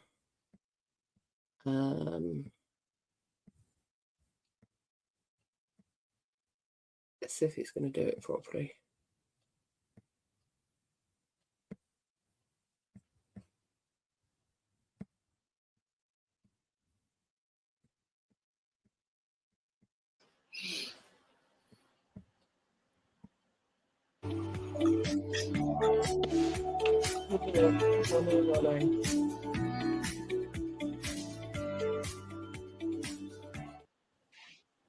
Hello, hello, hello. Welcome to the Simply Together. Yeah. I did have this lined up, kind of and it's not doing it. No, she didn't. That's why. Do you know what? You know, you've got to produce it ready. I did. I am handing over to Shelley. Nika, you can jump in as well, but I'm handing over to Shelley. Well, I'm excited. Let me just say why, because obviously intention is one thing, and obviously I haven't read the book yet, but then I saw all the chit chat yesterday. I'm like, oh my god! I said, yeah, she's going to jump. I'm gonna listen. Look at you, like, So, yeah. like a mischievous little kid. Oh my god! Yes. Are you staying on screen? Yeah, we're saying right, because you might yes. might as well let us, blush if we're going to blush. So we have Leisha with us today. So anyone that's watched the show will know Leisha quite well. One of the crew has right from the beginning said that you'd got a book in you. From having your first copy. It's the first of 3, am I right? That's going to come out? Correct. Yeah, indeed. It's a trilogy. I've decided it's better to have a trilogy. I think that books work quite well in that way, and it just gave me more time to kind of get people intrigued from the first one, tell a little bit more detail in the second one, and then the third one is kind of like a conclusion. But on the back of it, it's more about I've been a child mentor for quite some time, and I want it to be quite candid, quite open. But then that last book is kind of seals the deal and kind of helps not just women, but people kind of realize why it was written the way that it was written. Yeah, it's very much, and you mentioned it yourself, that in the introductions, that it's you can hear your voice in it as you're reading it. It is your voice that's actually telling you the stories of things that have kind of gone on. So you start off quite young in how the book starts. I suppose that's kind of like your introduction of who you are as a person. For anyone that's out there, She's going to be coming on, so don't play too much. You are where you're from, kind of thing. And that's why it's a prelogue rather than an actual chapter, because it is an opening into maybe why my brain and my lifestyle has panned out the way that it has. So, yeah. I'm going to put it in the...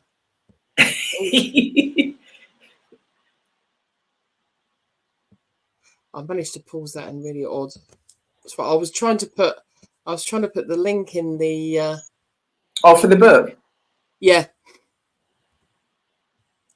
Because it's called Body Count, More Than a Walking Vagina. You what? More than a walking vagina. And to say that it is really candid, does start from a young age, and it does explain quite a few different bits and pieces, but in a straight way. Talk of the devil when she turns up.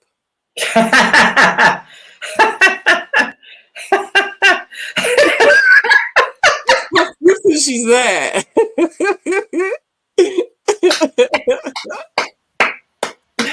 Well. Look who we got here. Yep. How you all doing? I think, yeah. No, I feel every time I see you, do you know what I mean? I feel like I haven't seen you forever. And yeah. Oh, thank you. It's so, when those who know, you know, it's one of them, those who know, and we kind of, our paths were meant to be and meant to meet. I think it was International Women's Day. Don't start crying. No, I won't. No, okay. International Women's Day, and I think, you know, you sort of like, sometimes you don't know people really, but you kind of become friends via social media. It plays its part in some ways, and then obviously it doesn't. But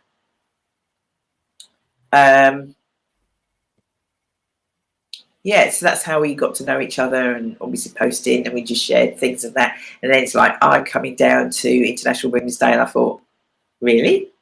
And sure enough, as they say, you did. You rocked up, and I'm trying to work out, was that 2018? It wasn't 2019. I think it was 2018. I think so. Yeah. 2018, and then obviously just various different bits and pieces and all that sort of stuff, and yeah, it's been a solid crew member. A solid crew member, and the whole lockdown thing. I remember. Do you know what? You know when you remember something like it was yesterday? Yes. Those Zooms, I remember. Yeah. Like yesterday. Yeah. It was an interesting time for me, definitely. And like you said, our paths were definitely meant to cross. And then you've got me involved in so many other things as well. I haven't. Yeah, you have. I haven't. Yeah. So for those that are watching, I haven't. It's a case of like, and we create opportunities. And so with that then, you know, I was at, I met Yvonne John the other day. Shell, you know her very well. And who was there? Kat and Hanifa. And her next door neighbour was sort of saying like, how do you guys know each other? And they all like looked at me, and it was going like, oh my gosh, we're talking about Simply Deez events probably about 8-9 years ago or something like that. And since then, and I mean, not just flighty relationships, I'm talking about serious connections and relationships, and the tightness and this have been made, and it just, yeah, all of that. So before I say any more, people are going like, natural mistake, I've heard it. No. Lucia's coming on, Shell, at some stage. She's just got in. She's just got in. I need you, before we get into body count, I'll let Shell say the second part. I'll do the first part.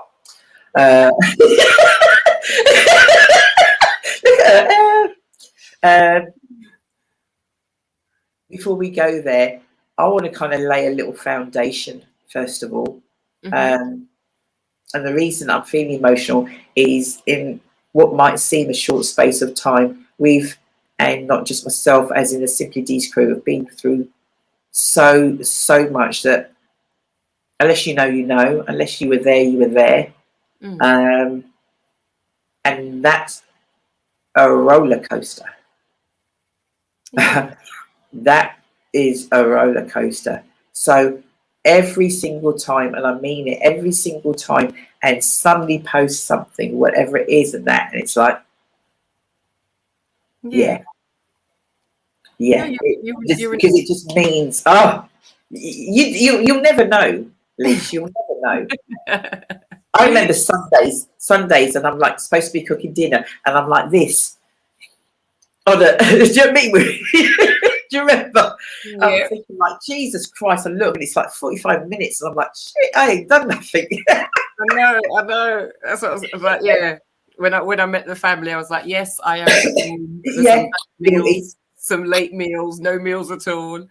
But yeah, it's like just being around you all. You know, I've been on social media for a number of years, and I never really knew why I was here or why I was on social media. So I kind of stayed away from it for a really long time. And then, you know, meeting you all kind of gave me the confidence to kind of just talk about certain things, just be that real, you know, approachable person. And I think that's what I realized. I got a lot of criticism from some people that I was around, and then I got a lot of praise and encouragement from a load of other people.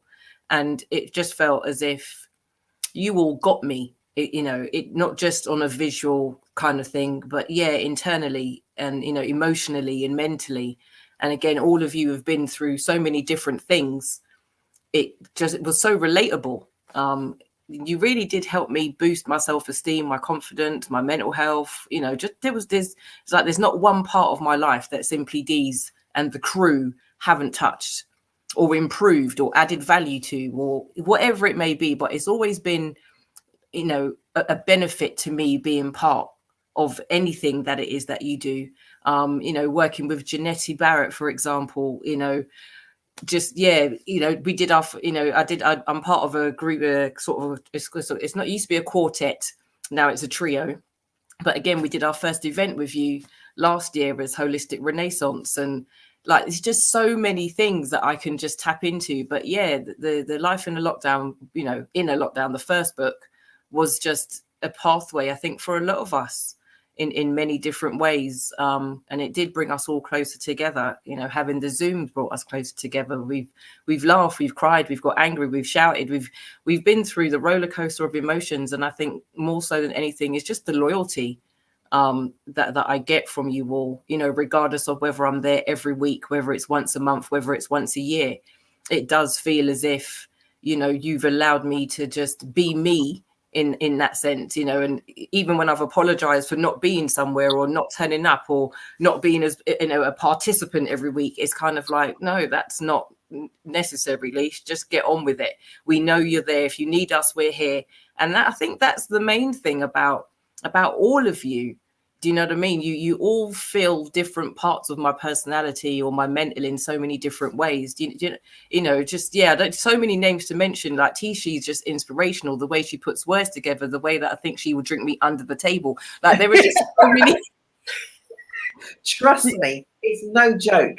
If I find a 30th birthday picture and we were out, she's going, Auntie, do you want to go to the pub? And I told my mum, go, what do you mean pub? What she mean pub? I'm going, Mum, that's what 30-year-olds do. They go to the pub, and she's there. She's not even drinking from a glass. She's drinking from a pitcher. Yeah, why not? Why not?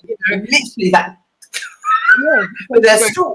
It seems you go backwards and forwards to the bar, really, to be honest. You know what I mean, sort of thing. But yeah, you know, Steph has been just, you know, Hanifa, everybody, you know, Tene, just everybody who I've come into contact with over the years, you know, even being on radio, coming and seeing you down at the studio, doing my first RealTalk, you know, like all those years ago. And that was kind of, now look where she is. I know, I'm back. It's such a healing process. It does it. I've been buzzing all day today. People at work have been just like, why are you so happy? I'm like, oh, you know, honestly, you know, just being out and about, you know, somebody got really irate behind the steering wheel earlier on today, and it really, like, it just made me laugh because, you know, he started giving fingers and all the verbal through the window, and I was like, wah, wah, wah. Oh, never mind. Do you know, so I've just realized that I am really much in control of my energy, my emotions, my thought processes, and, you know, coming from a dark place and like rewiring myself, going through therapy. You all have been part of the therapeutic process, Do you know what I mean? But yeah, it's been an interesting few years, and I just know that, you know, certain people aren't here to sort of celebrate with me or to congratulate me and pat me on the back and, you know, all that sort of stuff. But yeah, although there will always be that void, I definitely have all of you who have been, you know, kind of not fill the void, but I know that if I need that type of hug, if I need that type of care, if I need that type of advice, if I need to share something intimate or personal with you, and yeah, I feel as if I've had that blessing from above, if that makes sense. And I think, I think the last few years I saw her relax because she saw who I was around, if that makes sense. Yeah, I remember the talks where you said, and your mum was used to say, like, she could tell when you sort of, like, whether it been on the Zoom or whether you thinked or what have you. That she said your mood was you different. Yeah, completely different. Yeah, so that's it's made the process a lot easier. You know, I know, you know, grief is something that you deal with forever and ever, but I just feel so blessed, so fortunate, so grateful to have all of you as part of the rest of my journey. And, you know, to see me kind of grow as a kind of timid, nervous, angry, bitter person to this, where I am now, basically, you know, in a position where I can kind of help others. You know, my cup is overflowing, and I am now in a place where I can help and support, and, you know, wholeheartedly. The mask has come. I don't have to wear that mask anymore of, I'm okay, you know, I'm fine. Whereas if I'm not, I can actually say, no, I'm not today, but it's only today. It's only a moment. It's only an hour. Do you know what I mean? And then crack on with whatever it is that I've got. Yeah. So it's been, and it's going to continue to be like that. Do you know what I mean? Life is, you know, every day is a learning curve. I've learned so much about myself, my resilience, my determination, and so many positive things that have happened. And I just love that feeling. And I love the feeling that people are celebrating for me and celebrating with me as well, because I find that there's a difference. Some people will cheer you on in the background, but they don't really mean it. And then you've got that sincerity, that genuineness that comes from all of you. And I'm truly always touched and humbled. You know, I'm buzzing. You think I'd written the bloody book. But that's it. So there will be a launch, official launch, a meet and greet and all that sort of stuff where, you know, I've decided, you know, where it's going to be and that sort of thing. So it's going to be like an adult setting, and I've decided it's going to be like a kind of like pajama type, lingerie type party for men and women, because it kind of goes with the book, if you know what I mean. Do you know what? Last year at what was it? I can't remember, the Black Book case. I think it was. Was it the pop-up? Can't remember. And there was this woman, OMG, her gym jams. The pajamas were kind of like, they ain't pajamas, they're going out, but they were pajamas. Exactly. So that's why I'm giving everyone notice. Plenty of notice. Go out, and I'm going to do it sort of during the summer next year, because the weather, I want it to be one of those warmer evenings where people can kind of feel a bit more comfortable wearing something a bit lighter. And it's, you know, the last few days have been wet, windy, and proper wintry is on its way. Do you know what I mean? So everyone's in better spirits when the sun's out, when they've had a warm day, that sort of thing. So they will be potentially in Luton. There's a particular venue that I'm going to look into using. I can. It's after 9 o'clock. It's after the watershed. I can mention it now. So after 8, if it's still there, when I want it to be, just they hire the venue out. We can have a little private space for a couple of hours on the nights that they're not open, sort of thing. But you know, might be a few pole dancers, a little bit of entertainment, that sort of thing. So just a kind of an intimate adult setting. Very nice, very nice. So we're talking about a pole dancer if you need one. Who's a pole dancer? My mate's a pole dancer. She actually does it as like she trains people to do pole dancing. Okay, well we'll definitely discuss that more. I've been at the gym. So Shell does it. I've done it once around her pole at home. I'm not it. If it's not connected, I ain't. I've said that many a time to her. Honestly, it's one of these ones that props up on the ceiling. It ain't gonna work. No, that's it. We want it to be fixed, screwed in place. Definitely. No, I totally get that. I said, but yeah, just to have a bit of fun. Do you know what I mean? In that sense as well, so it's not just for singletons, it will be for couples. Do you know what I mean? Like I said, just a chilled evening, questions, answers, a bit of food, a bit of drink, a bit of laughter. And yeah, for those people who want to try the poll, there'll be one there, basically. Do you know what I mean? In that sense. But yeah, it would be lovely to just chill out, just do something a little bit different. Not just your same old book launch, Yeah. Nice. Very nice. Yeah. Okay, so we keep talking about some book. What book? Oh, hold on. That book. I can see is that somebody's legs hanging off a bed? Yeah. So it's just a generic picture. But there's a scene in the book that's very similar to the cover. So that's the reason for the cover. So there's a paperback version. Hold on. Where's it gone? There it is. There it is. Like it. And there is also the hardback limited edition. So the limited edition has a few added extras in the back. Yeah. And as discussed earlier with Shell, that they're book 2 and 3, which makes the trilogy. They will all have a limited edition hardcover version with a few little added extras for those people who kind of want to, have a nice little collection of books. But yeah, there's a few bits in the back that sort of that tingle you a little bit, get you thinking, get you questioning, get you talking, get you communicating. So yeah. So is this book out there? I mean, can we purchase? Can we?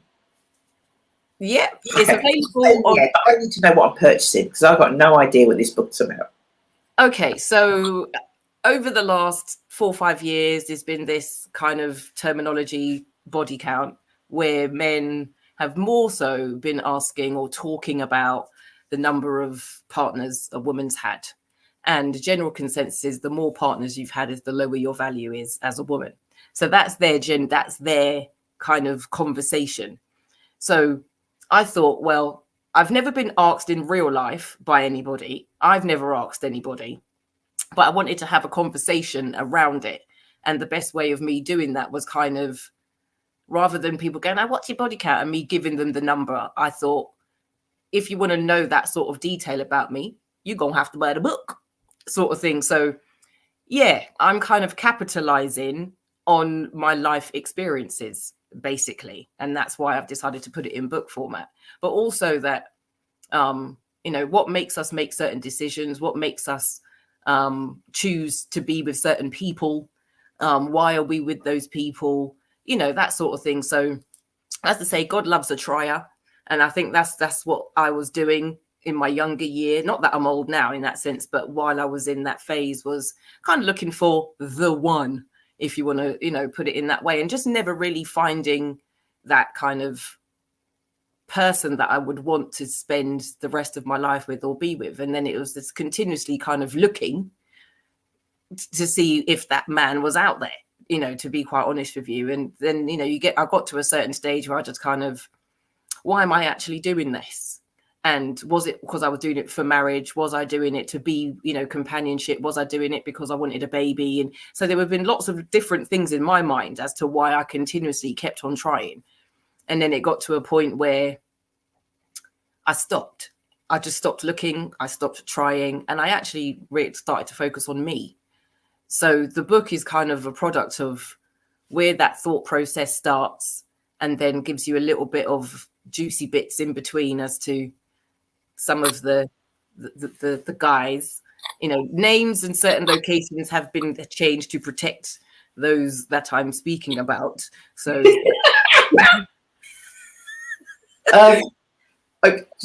you know what? I was working today, and you remember I'm posty, so I'm working today, and you saw the weather, right? So I'm out there, it's raining hard, raining very heavy, and I'm like kind of like, because I knew it was going to be a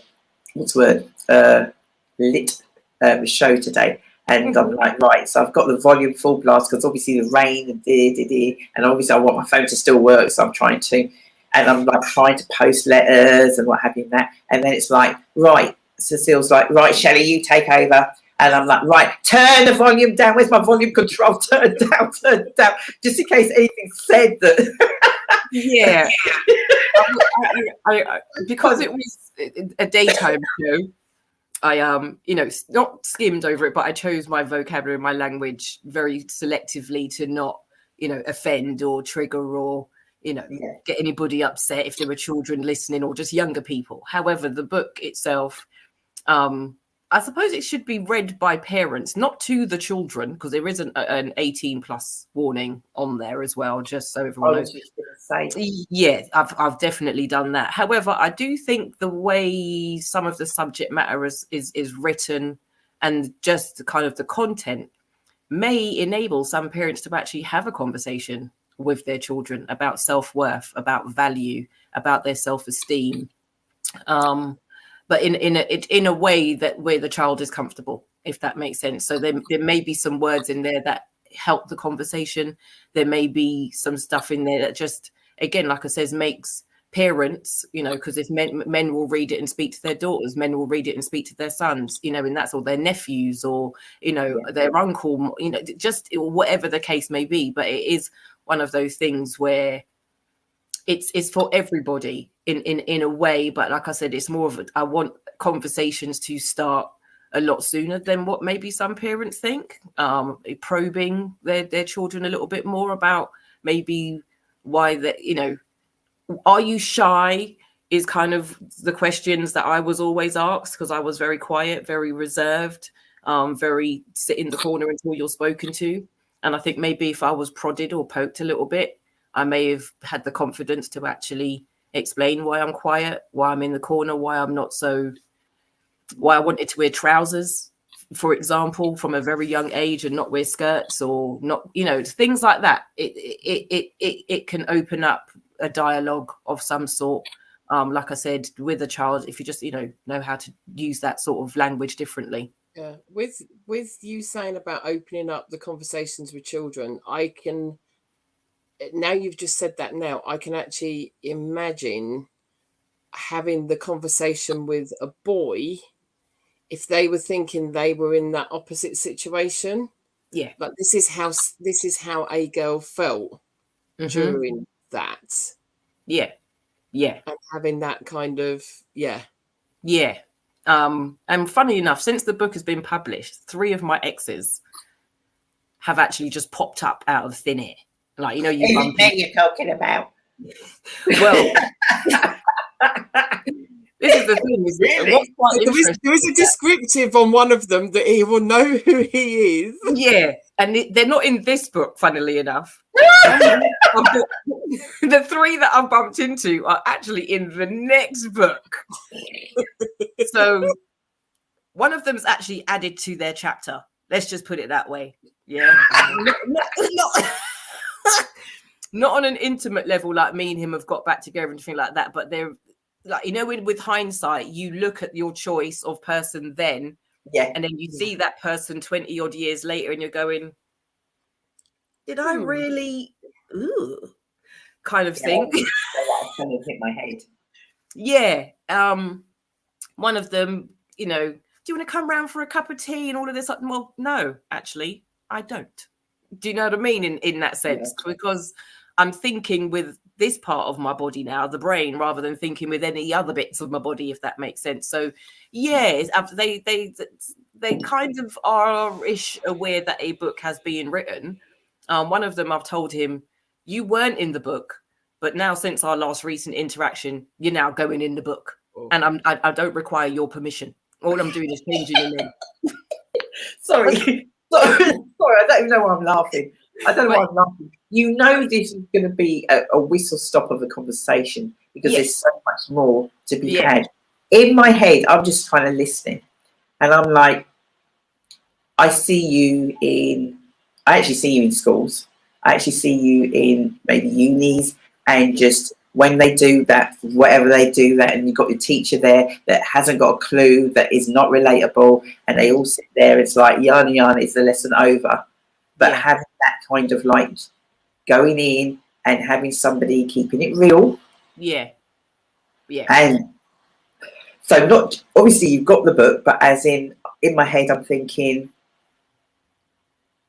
obviously you've got to make, you've got the book out to make money, but I'm just thinking as in like, if there's an opportunity to sort of like get into, whether it be school or uni or somewhere, or maybe donate or you know, that kind of type thing. And I can see how it just doors. I've even, you know, I've contacting, you know, women's refuges, shelters. There's a plethora of things that have impacted me, or that services that I've used. There's a podcast where I will be speaking to people who, again, just the title, the body count thing, whether they've read the book or not, but the male female perspective, different demographics, different age groups, that sort of thing. Again, it's just endless, isn't it? Yeah, there might even be a radio series, like a, you know, like, do you remember the Midnight Caller from back in the day? Yeah. So I'm thinking I might have to get back in touch with some of the old connections at the radio station and kind of go, I want to do like an after dark kind of adult conversation, if that makes sense. But there's a lot of content, and then there's something else which I'm introducing, which is the first time it's actually going out there. So once you've announced it, that means you have to do it, because then people expect it. It's called Don't F Up Your Life. Right, that's the sort of the banner, and the F is the letter F, and then I've got a list of different words beginning with F that I will then be dissecting. So it will be finance, it will be friendship, it will be being frisky, it will be being freaky. It's, you know, it's about being fit, it's about being fun, it's about being fantastic, it's about being fabulous. So all these words, I will be doing like workshops around these words, again, men, male, female, boys, girls, that sort of thing. So there will be like a more adult level conversation which can be had, and then there's obviously the younger people as well, that I want them to start thinking about family, friends, all of these different words beginning with F, and what, you know, and how they kind of work with us, or how we work with them. Again, all of this has come from writing this book, so I've literally having all these little sort of light bulb moments going off. And so Don't F Up Your Life is a bit of a double entendre, if you know what I mean, one of those ones. But I thought, that's how I felt about myself for a really long time, like I'd really effed it up. And now I'm kind of going, well, what's the positive spin on this? Okay, I can teach people how to not F it up, but using the letter F. The other thing you said at lunchtime, which I would be really excited about, was having the cards, the conversational cards. Oh, you mean like even if it doesn't end up on like the podcast or anything like that, it's So again, it may be an adult-ish game. I might do 2, because I can obviously soften the language and make it more child friendly, but again, it's for children to speak with each other, as well as adults to speak with children, and then for adults to actually have that conversation as well. So I might actually do sort of two mini smaller decks, but then they can kind of be intertwined around the same sort of subject matter. But make it fun in that sense, if a bit like the drinking game which people do. You know what I said? As you're doing it, pass. Pass. There'll be a forfeit. It will be a fun and fit forfeit. It won't be anything frisky or freaky. All right. Oh my gosh. But it's been my editor, my proofreader, it wasn't edited that much. It was proofread, and I really had to have, conversations with these people, because like we said earlier, I really wanted it to be in my voice. I didn't want it cleaned up. There was grammatical mistakes, there were spelling mistakes, in certain areas, but there's reasons for that. Do you know what I mean? And like when you kind of look at it, you kind of go, oh, you know, there's a word that nobody's ever heard of before for my lady parts that my mum told me to call it and stuff like that. I was going to ask you to say that one. It's a mumpsy. Mumpsy. Yeah. You what? My lady bits. Your lady bits. It was my mum used to call it a mumpsy. Mumpsy. Mumpsy. Yeah, it's in the book. So if you want to know more, buy the book. That's the way. I mean, but It's it was her word. I've never heard of it before like that. But yeah, it's such a sweet word. It was. Yeah, it was. And I think there's just my mum and dad. There's just so many things. I spoke to him earlier on, and he's just like, "Are you going to bring me a copy of the book?" And I'm like, I don't know if I want to, Daddy, but yeah, you know, kind of thing. But you know, it's out there. You know, he'll stumble across it at some point, I'm sure. Do you know what I mean? So, but yeah, he's again. I think that those are why I was so tentative, or why I was a bit nervous to kind of put it out there. You know, what's mum and dad going to say, and what family going to say, and then afterwards I was like, hang on, but when I've got £1 million and I've left it to them because I've got no children.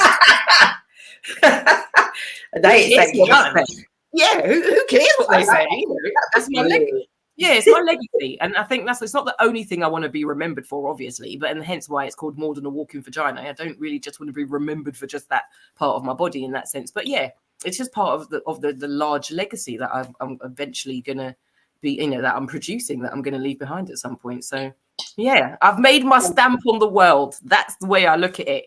You know what I mean? You don't have to have children. You don't have to be married. You don't have to do all of that to go, oh, yeah, here's my legacy. I've made a difference. I put my stamp, and all I'm going to be somewhere is a bench or a tree somewhere in a garden or wherever it is. But yeah, and that's what it's going to say on the bench. Body count, more than the walking vagina by Natural Mystic. That's my plan. On so many levels. So many levels. Yeah.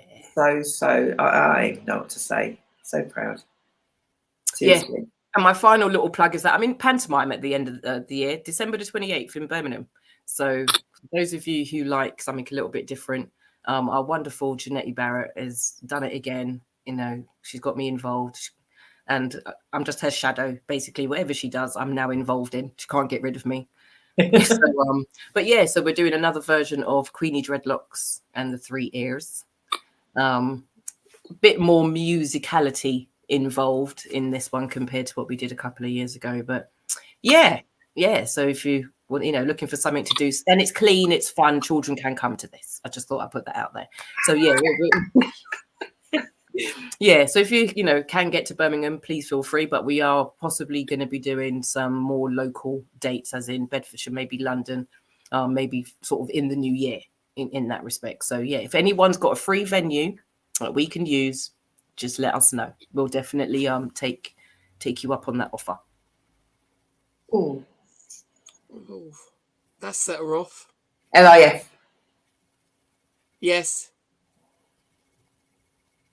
Yeah, it's a small cast. Doesn't have to be, you know, Hackney Empire or the Apollo.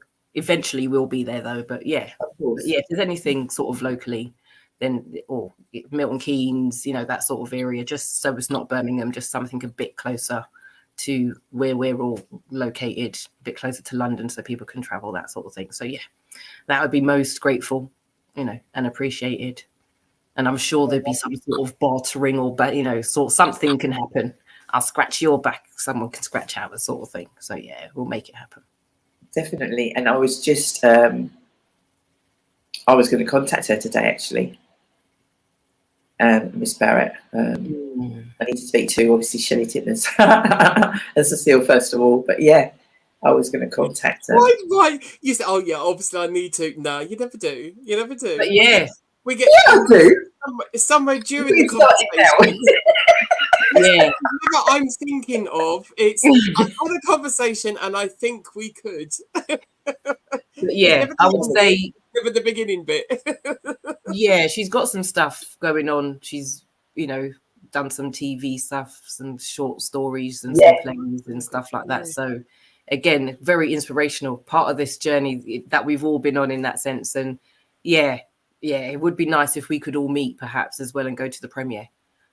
that's coming up soon as well. So yeah, because I was wondering whether or not that was something that we could bring, and because I know it's been wherever, but you know, like we did with the, I can't remember if you came to the Barrel, did you come to the Barrel Children? Don't think you did. No, I didn't come to that. I came to the cinema premieres, the private screening. The thing in that. But yeah, we need to talk. But yes. So on that as well. Natural Mystique. Can't stop smiling. Honestly, can't stop smiling. I know. You always told me that we got a beautiful smile. She used to snarl. And now, everywhere I go now. I got my mug.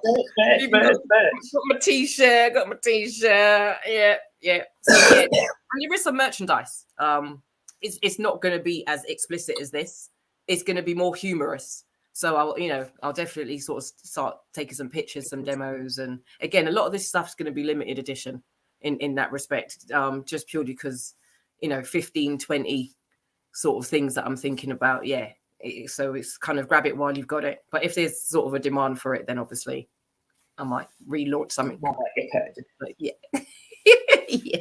See, what I want to do is to get Dee to read the book, but we need to record her while she's reading it. Not a chance. Yeah, but as I tell you, don't swear often, but there might be a few oohs and ahs and caca. But yeah. Dad used to say cock a fart. Yes. Exactly. Oh my goodness gracious me.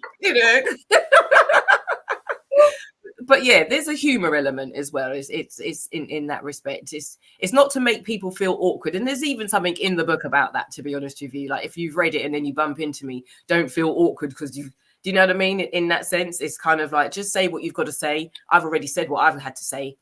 So there's nothing you can say to me that I probably haven't already said to myself, whether it be good, bad, or indifferent.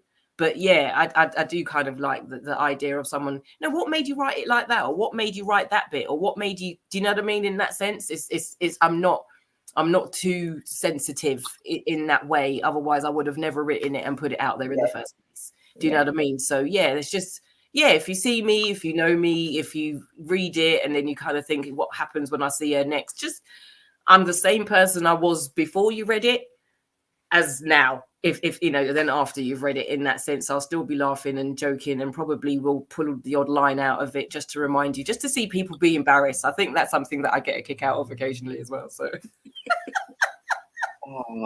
that laugh. Like I said earlier with the chapter number with the 302, because I'm flicking through. So what the hell does that mean? 302? I'm like, oh, right, okay, no, it's fine. It's just the bus number. It's just the bus number that you met the bloke on. That's it. And again, if there was and that's why there's more than one book, because one book would have been a little bit thicker, and I just thought, no, I think I'm going to leave them with a bit of a teaser, and then that's it. Leave them wanting more. Yeah, introduce the other characters in book 2 in that respect. So yeah, and I might even self-publish next time around because I've learned so much about this whole publishing thing and all that sort of stuff as well. Yeah. Again, just because of the subject matter, you don't want to, some publishers don't like this type of content because it's not in line with their brand or not in line with other things they've done.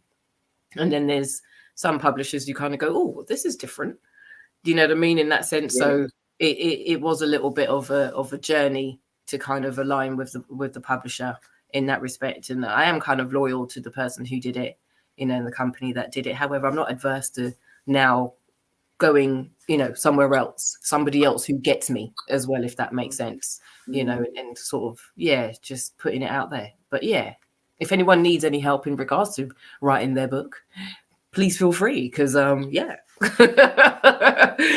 can definitely just say, just do it.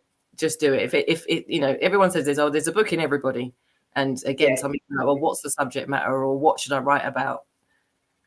Sometimes it doesn't matter. It's just something that you're passionate about, something that you want to explore more, something that you want to delve into, in that respect. So just do it, is what I say.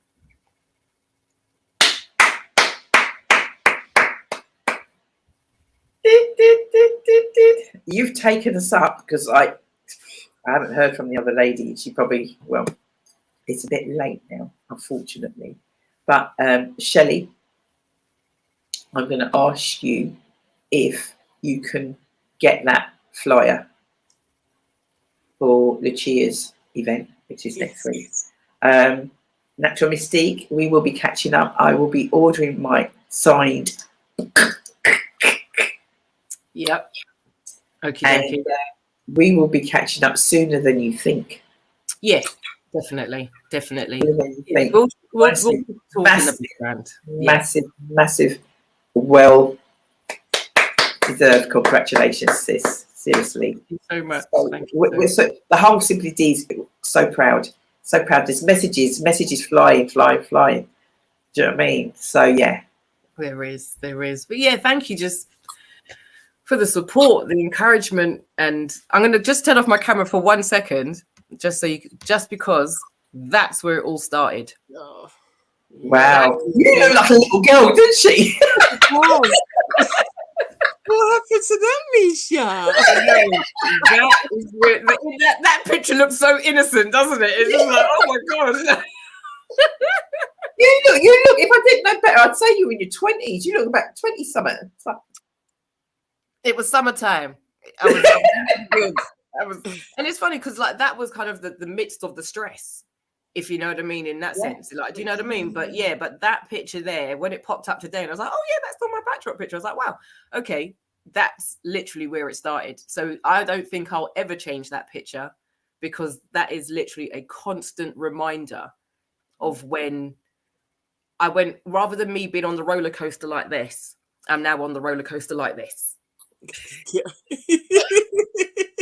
You know what I mean? I love that analogy. Yeah, that's brilliant. Yeah. Yeah, that's it. That is it. So yeah, thank you. Is thank you to Simply Deez. Thank you, Shelley. Thank you, Deez. Thank you to the Life in a Lockdown crew. Thank you to the Life Out a Lockdown crew, you know, in that sense, you know, and just everybody else who I've met along the way, but via you all in that respect. You know what I mean? There's just so many names to mention, but everyone's doing their thing. I'm so proud of all of us. Do you know what I mean? Because we're all doing so much stuff, consistently. We're committed to or need committing, depending on how you look at it. But yeah, yeah, I just love you, look. I honestly, truly do. I truly love you all, and yeah, I'm ready to interact and meet you all again and hug you all again and just have that laugh. And yeah, I just want to say this publicly, Rita, it's gonna be okay. It's gonna be okay. Definitely. Yeah. Shelley, you need to wrap up.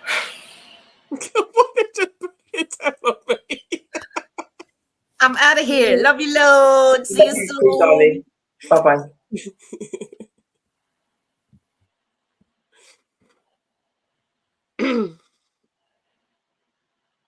You're off. You can tell. Yeah. From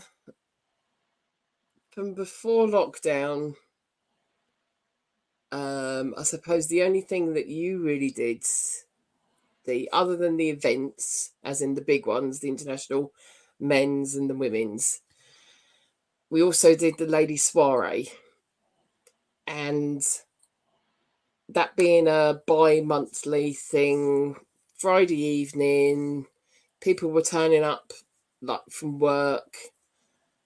You had a few exhibitors there with their own businesses. You had some people, sometimes we'd have people talking because stuff was going on.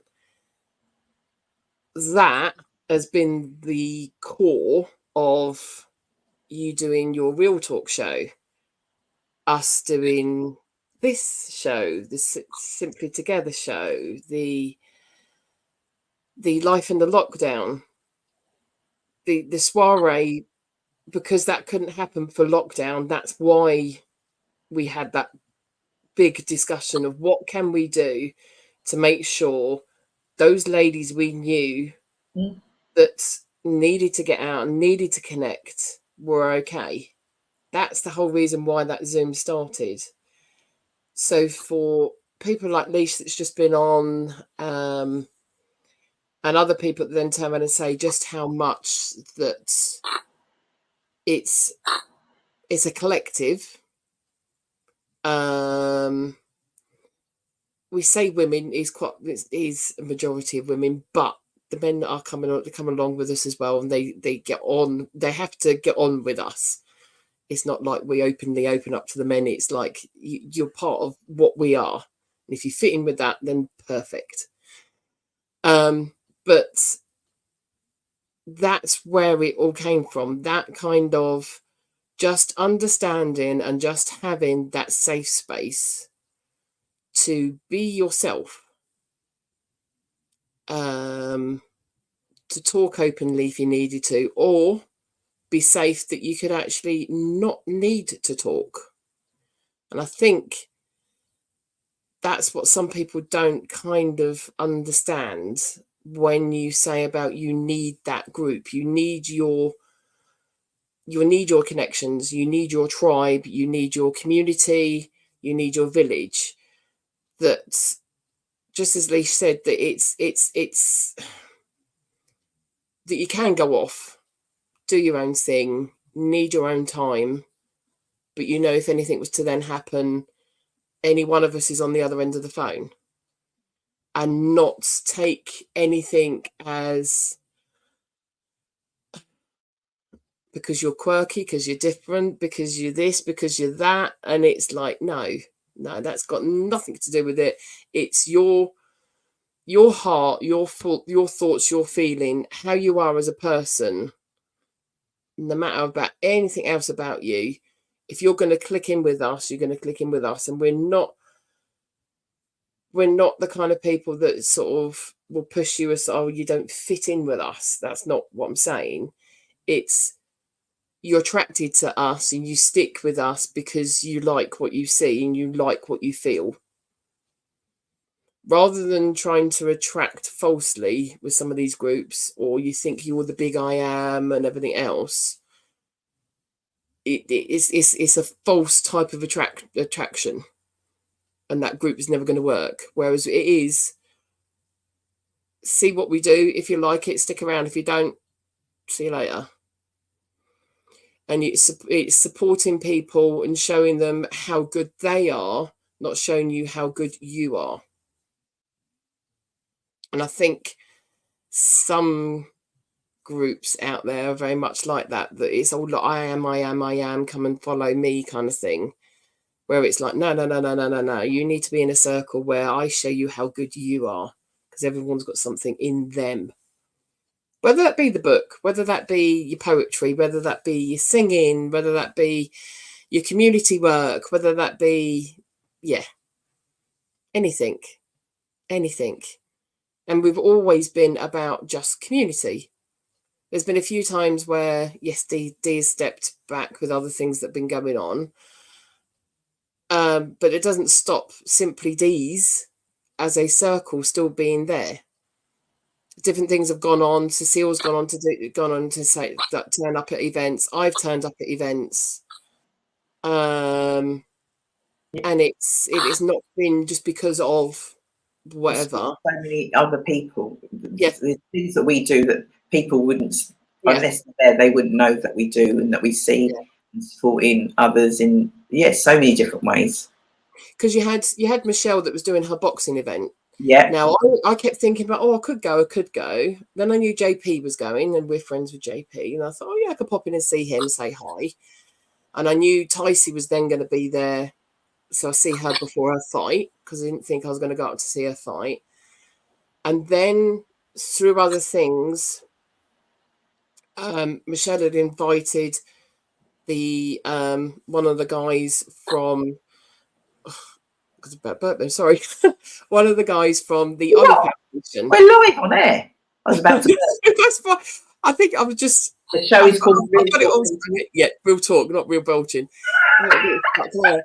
So one of the guys from the Ollie Foundation. So I said, well, I've got to now go. But when I got there, it wasn't that I wanted to make a big thing about me being there. And in the end, I was just stood around and I was taking loads of different pictures and stuff. And I sent them to Michelle and I was like, look, I've taken this video footage. Do whatever you want with it.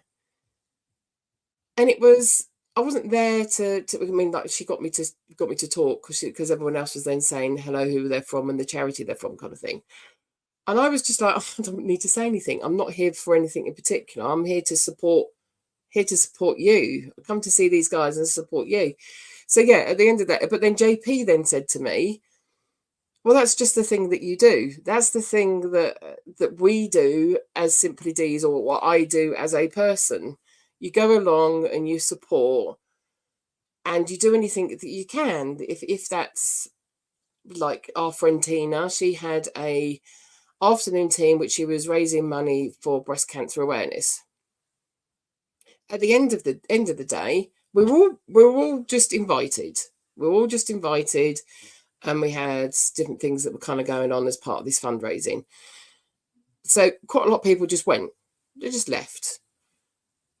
Me being me and a few of the others that are around her, we just automatically tidied up the tables. I've washed up like 60 odd sets of like teas, coffee, cups and plates and whatever else, because that's what you do. It's just what you do. You help out. You go there and you help out. And yeah, and that's what community needs now at the minute. If you don't know someone, then that is going to help. So you're helping each other out. That you just go along and you support other people. If you like the person, if you like what's being said, or if you like the charity or got personal connection, just make these connections through everything. Because you never know when you might actually then need that connection for someone else or yourself. You just don't know.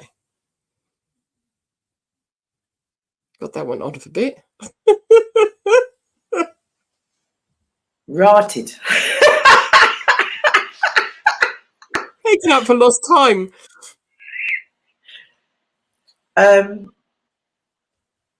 And the Oscar nomination goes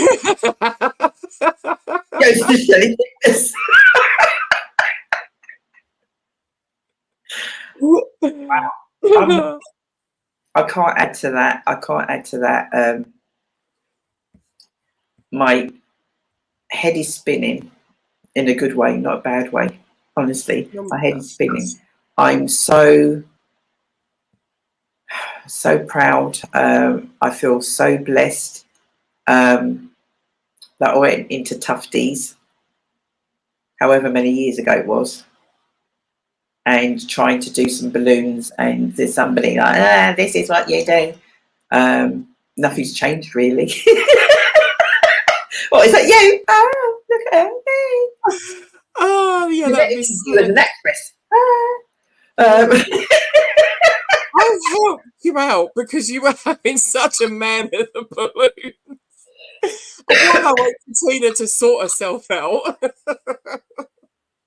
And yeah, little did I know, we've got stuck. We'll tell that story another time. I'll drop a few things. Soirees.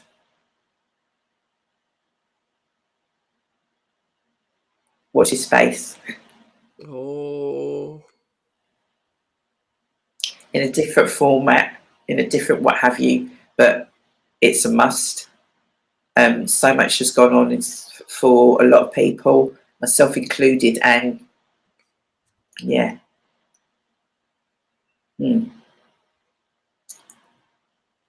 There's going to be things. If you're watching and you like, you dislike, do you know what? Drop us a note and let us know. Let us know. If you're doing, I don't know, whatever it might be out there that's positive, please, please, please share. Let us know.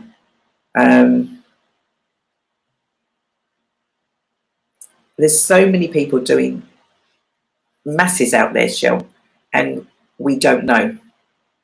How do you know? This is just an opportunity. Tell a friend, tell a friend, tell a friend, tell a friend. Earlier on today, Simply Together show, and Robson. We've met Robson, and now kind of like Robson's like, oh my gosh, thanks. And you're like, don't thank us. That's what we do. And we feel you doing what you do and us giving you the opportunity to do that. It's, yeah, that's something that's what we do. Yeah. That's what we do. We don't want nothing for it. One thing, I lie. We expect you to at least like our page, join our YouTube. I think that's the least we can ask, don't you, Shell? That's the minimum they can do. That's the minimum they can do. Yeah, there's lots we're going to be doing, guys, but we are pacing ourselves. It's all about the pace, not the race. Shelley's going, oh my giddy aunt. She'll be like, Cecile, did you hear her last night? And then to try to think like she's talking crypt. What's she saying? What's she saying? Oh, thank you. Honestly, thank you to all of, I guess this evening. You're thinking like 3 and a bit hours long. You're thinking like, you guys must be. No, because this is what we do. So Davinia, whose event is, did you get Lucia's? I'm guessing on. Yes, yep. Sorry. So Lucia, who was going to come on, but I know she was at choir practice tonight. I think she's with the gospel choir, actually. It's not a local gospel choir. And so, yeah, but she has an event. It's a charity race night. So Lucia from Lucia Hair and Beauty, based in Hightown, who's been there probably, I'm sure it's over 25 years. This young lady's been going. Over 25 years, won numerous, and I mean numerous, awards. Businesswoman of the Year, all sorts of different things. And if you were with Simply Deez way back, this is how she rolls. And she, you know, it was, can't remember her name. You know, I'm talking about. And she had her daughter as an apprentice, and then she's moved on, and nothing to do with hair. I'm talking about marketing. And she's moved on, and I know she's doing some stuff and working up in London now. But Lucia gave her a break at 14. Yeah. At 14. So I think I need to find out. We're going to find out for sure, because I don't want to get this wrong. But I am sure this young woman has raised over, I'm sure, Shelley, it's over £100,000. She's raised a massive amount of money over the years for various different charities. So, as always, it's at Crawley Green Sports and Social Club. This is going to be Saturday, 12th of October, 7 for 7:30 start. I can't remember. It's £10. Is that it? £10 a ticket. I've been to a race night before, and I thought, I don't like horses. That is just so boring. Went to the race night. OMG, hooked. Absolutely awesome. So there's that, and there's also what Jenny was promoting, the Windrush event. That's also on the 12th of October, next Saturday. And yeah, there's loads on. We need to sign off, Shell. Yes, I was just about to say that because it is Crawley Green Sports and Social Club, it is a cheap bar. Yeah, it is. Well, trust me, it is a cheap bar because you are a membership club there. Yeah, so it's like a working men club. So yes, you're a cheap bar. So it's a very good evening for £10. So yeah, anybody want to go? Drop us and perhaps we could go together. I plan to take Mother to the Windrush event. So if anybody's out there and wants to go, let us know. And yeah, we are going to be doing something at cool blimey, early December, are we? Yep.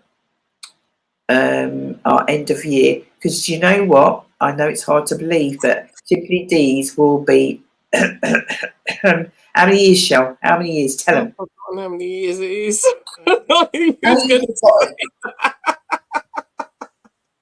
There ain't no fanfare here, is there, guys? You tell you it's real. It's not scripted, is it? Trust me. The right hand person don't know how many years. It's 10 years this year. Yeah. Yes, 10 years. And that is truly to be celebrated. So need to get a date in the diary so that we can do some planning around that, because there's a lot of people that have been a part on that journey, and I'd like them, if they are available, to be there. Yes. So much love to everybody out there. If you can't be good, be careful. If you can't be careful, I don't know what the other thing is. Oh, I think I might have got that wrong. Well, correct me if I'm wrong. Prove you're listening. We're out of here. Are we back? Simply Together show Tuesday. It's scary. I don't want to say the words. What word? Go on then. No, because you then start talking about November. Somebody's birthday. Somebody's birthday. Because it'd be the 5th of November. We're going to have fireworks. There will be if you don't do as I've asked. Oh, we're so funny. Everyone's thinking like, why don't those two get off the flipping bloody screen? Look at them having a private bloody conversation. Do they think they've stopped the recording? Oh, we are hilarious. And if you want to hire us, contact us at simplydeezevents@gmail.com. Reasonable prices. Yeah. And guess what? We'll throw in Cecile for free.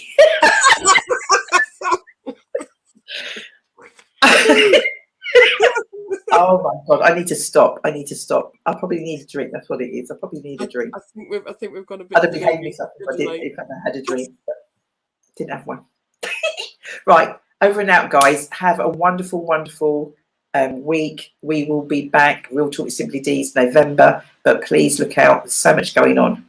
Thank you. Thank you to all our guests. See you later.